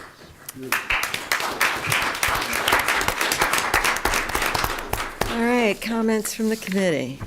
Mrs. Evans. Okay, so first of all, because an answer was requested, Bruce, it's Mrs. Evans, and you are no longer a member of the governing body. The agenda matter has been discussed and closed. Now, thanks to all the people who came out tonight to voice their opinions. You may be disappointed, but I hope it won't prevent you from attending future meetings and paying attention to planning issues, perhaps earlier in the game. Since the last township meeting, the 5 of us attended the New Jersey League of Municipalities conference. I have written a report on behalf of the Green Team, so I'm not going to bore you with it now. I hope you will read it in our next electronic newsletter. I ran the Wobbleton Eagle 5K on Thanksgiving along with several other committee members and members of our families, and I'm happy to say it was a huge success with over 200 registrants, and we're hoping it will become an annual fixture. Finally, I would like to pay my respects to Mayor Gilmore. We may not always have agreed on the issues, but she is to be commended for her 9 years of service to the town of Hainesport and for her work ethic, as has been noted by others. Furthermore, I have personally learned a lot from her. I wish her all the best, and I know that she will continue to be involved in public service in Hainesport. Merry Christmas, happy holidays. I wish you all a good night. Thank you, Anna. Mr. Dick. All right, I'll be quick. Normal seniors, 2nd and 4th Thursday at noon. They meet at the Street Center. Fire company, fire duty crew nights are Monday and Wednesday. They would love your support. Stop by, say hi, tell them what a great job they're doing, maybe even bring them dinner. They do actually really like that. Specific thanks, so for those of you who were here last month know, we provided some fresh Thanksgiving meals to the local homeless in the area. So big shout out, one to the rec committee first, for after the veterans giving us the rest of all of their leftovers, which was a pre-Thanksgiving meal for some people. Scott Cooper gave me some home-cooked meals, had someone drop it off on Thanksgiving. Bob and Anna also dropped off some stuff. Karen and Joe, thank you. Thanks to Jen. I know we didn't hook up on the ham. It was a little too much for me to host Thanksgiving and then take care of that, but obviously it was still there. And we're going to try to keep doing that. We're going to try to build on that. More home-cooked meals, especially around the holidays, so I'll keep that out. And along those lines, I did put it out on Facebook. I'm looking for 8 to 12-year-olds that want to bake holiday treats of any kind, whether it's Hanukkah, Christmas, or otherwise. Similarly, we're going to try to get the treats out to the homeless. And what I'll do is I'm just going to have them drop them off at me, as long as it's in a throwaway Tupperware container. Obviously, you're not going to want it back. I will bring them out pretty much throughout till New Year's Day, and then maybe we'll switch to something else. But we'll try to keep everything topical month to month for what we can do for the homeless. Our Hainesport Helps groups, they helped with the microfars, they helped with the 5K, a few other small projects, so they're going. And I do want to give a shout out to one of our local ones, Jamie. She's not here, obviously. She is, I think, 14. She attended the Zoom meeting we ran that basically is teaching our older kids how to start their own volunteer program. So she has until December 20th. She will be collecting anything you would like to donate for nursing homes. And she's going to drop off blankets and candles and things like that for the nursing homes. So if anyone would like to participate in that, it's on Facebook. Reach out to me. I'll get you in touch with Jamie. I could not be more proud of her for taking the initiative and doing the work on her own. Obviously, her mom's helping her a little bit. She's still young, but she came up with a great idea, and these are the kind of things we want to see more of our community do. So I would really like to make sure that everyone recognizes that. If you happen to know her, tell her that she's doing a great job, and also bring her some stuff. Last question I think that was out there. Leaf pickup, it will continue. I know a couple people have asked on Facebook. Hopefully we did answer those questions. Brush is halted until February, but leaf pickup will continue relatively within that schedule. Obviously the winter months and the rain and the snow might slow it down, but they will continue to go around, so you should see that getting picked up, and obviously you can usually hear them when they hit your neighborhood. Real quick, happy birthday to Karen. Thank you. Happy birthday. He's not here, but a quick congratulations to Jason Cardonic. He spent a long time on the school board, and he will be stepping down as well, as his kids are long gone out of the school. So I think that that's something to be nice to have in the record. And obviously, Leela, I don't know what else I can add that everyone else added, especially as the junior member here. I will save most of my thanks for private, but obviously, I can't thank you enough for just the years and years of service above and beyond everything else. So thank you so much for that.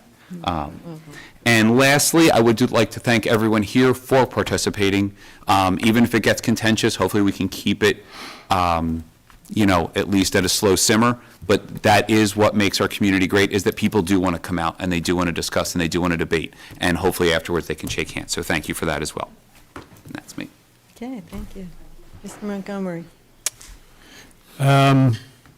Okay, so as Anna said, attended the New Jersey League of Municipalities in Atlantic City. I attended the turkey trot along with my whole family, which was a lot of fun, and would really hope that others can consider doing that. We had 239 people that registered, so we should have another one again. You don't even have to run, you could walk. There were walkers there. People were dressed up in all different kinds of costumes as well. It was a lot of fun, and a great way to get some exercise before you pound down that turkey later on. Also participated in the tree lighting, which was always great and always cold. Thanks to Nick Ballard and all the Ballard families from Jersey Mike's, who supplied a lot of baked goods, and all those else who contributed. A great job as always, Donna and Sue. Would like to say that I'm very happy that we are opposing the New Jersey Senate bill, which is basically usurping local zoning ordinances. And I can't imagine why any municipality would want to have the state determine that and have individuals just do what the heck they want, and completely disregarding the local ordinances. So I'm happy we're opposing that. God willing, they'll listen and the state will not pass that. In fact, I'd like to oppose and join the lawsuit against the affordable housing thing that just goes on across our state, but that's a whole other issue. Happy birthday, Karen. Thank you. 39 again. Thank you. And happy Hanukkah, a blessed and Merry Christmas. And to my friend Leela, as Andy just said, I don't know what else I can say. One of the things that really stood out to me of all the things that have been said is just the high moral compass. I think John said it. So thank you, and God bless you. We'll miss you, and I'm sure we'll see you around. I'm sure you So, yes. Thank you. And thank you, everyone, for participating in your local government. God bless our great town of Hainesport, and God bless America. Thank you. Thank you. Mrs. Torti. Okay. Donna and Sue, congratulations, and thank you for everything that you do. You just keep us all so very, very busy with all these excellent activities. So we had the tree lighting, which was a great event. On December 11th, Thursday, we're going to have our second annual caroling event. We will be meeting at the Kenneth Street Community Center at 5:30 for those who would like to come, and then have hot chocolate and cookies afterwards. Instead of having our annual gingerbread house contest, we are having a holiday event at the Kenneth Street Community Center, of course, December 13th from 12 to 3. It will be entertainment, crafts, decorate your own cookies. So we will have gingerbread men cookies or lady cookies to decorate. So that'll be a nice event. We are having our annual house decorating contest, and we will be looking at the lights on the 12th, 13th, 14th, and the winners will be announced on December 15th. It is the Gingerbread House edition. Forms are on the website and at the Township building. On December 16th, we are having our menorah lighting ceremony at 6 o'clock here at the Hainesport Municipal Complex, and we are looking forward to that. And then the Mayor's Wellness continues on with all her great work. We are having a Veterans Holiday Meet and Greet breakfast on Wednesday, December 17th at 10 o'clock. And of course, the breakfast will be prepared by our Navy veterans, Rick Murphy and Mark Murdy. Breakfast includes sausage, pancakes, scrambled eggs, fruit, pastries. So if you know of any veterans, and please invite them, bring them out. We would love for them to come. And then finally, our Ladies Auxiliary is having a murder mystery dinner party on Saturday, January 31st. It should be a lot of fun, and the tickets are going very quickly. So if you would like to come, please contact a member or Shelby. And with that, I say thank you. I love you. And I'm not letting you go too far. We need you, we all need you here by us. And I hope you continue to work on the things that mean the most to you. And you won't have to do the things you don't want to do. But like a stay plan. close. Please stay close. Thank you. Thank you. Well, I just want to share a few personal thoughts. So the election didn't go the way I hoped. But I am still grateful, and I will continue serving our community through several committees and staying involved in work that matters. I am extremely proud of my 9 years on the dais. I have helped welcome new businesses as they open their doors, helped plan and celebrate our town's 100th anniversary, kicked off a street maintenance plan, and started the Mayor's Wellness Campaign that began with the Mayor's Wellness Day and has grown to include both senior citizens and veterans task forces. This year, we are focusing on mental health, the senior connection, and the monthly veterans meet and greets. These are just some of the things I will always look back on with real pride. Along the way, I have made some wonderful friends, and I have been to far too many funerals. Both the celebrations and the losses remind me how close this community is and how much we share in each other's lives. I have always tried to serve everyone in this community, never asking about your politics, simply focusing on what I believed was the best for Hainesport as a whole. Not every decision pleased everyone, and that's part of public service. But I've always listened, took concerns seriously, and worked to make the most informed choice that I could. When I think about people I've met and the relationships that have grown from this work, it definitely hits me. I love this town. And I will continue doing whatever I can to protect it and support the residents who call it home.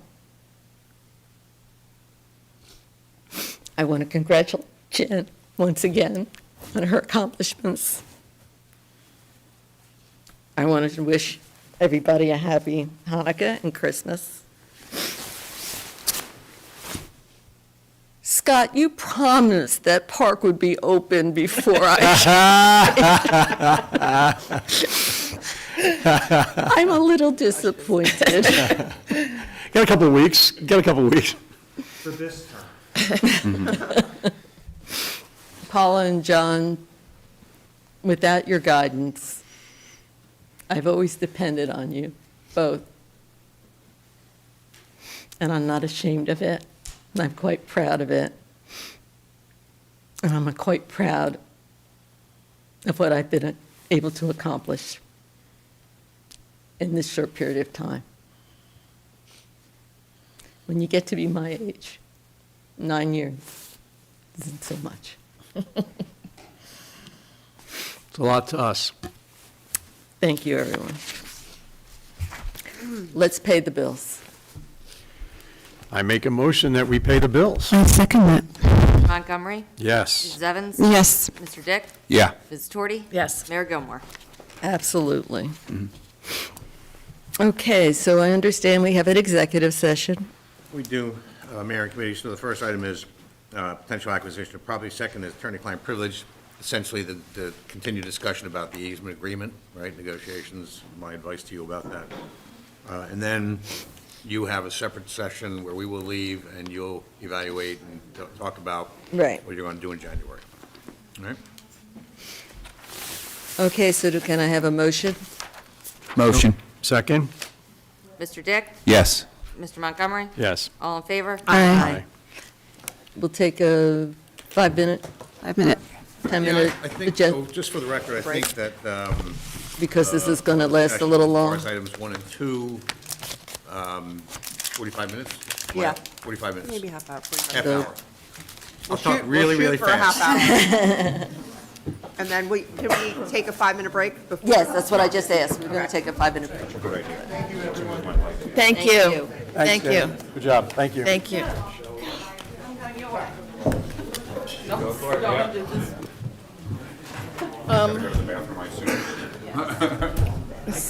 I couldn't wait, I had to go earlier. No. I had to duck out. She's got a blanket here and everything. I know, right? Yeah, yeah. I was going to ask Bruce if he would take Joe home. I'm gonna, Paul, I took the microphone here. Who? Joe? You can leave it on. What's he It's doing? fine. Yeah, definitely. It's on, oh, wait, hold on. Yeah, I'll find you soon. People still on it?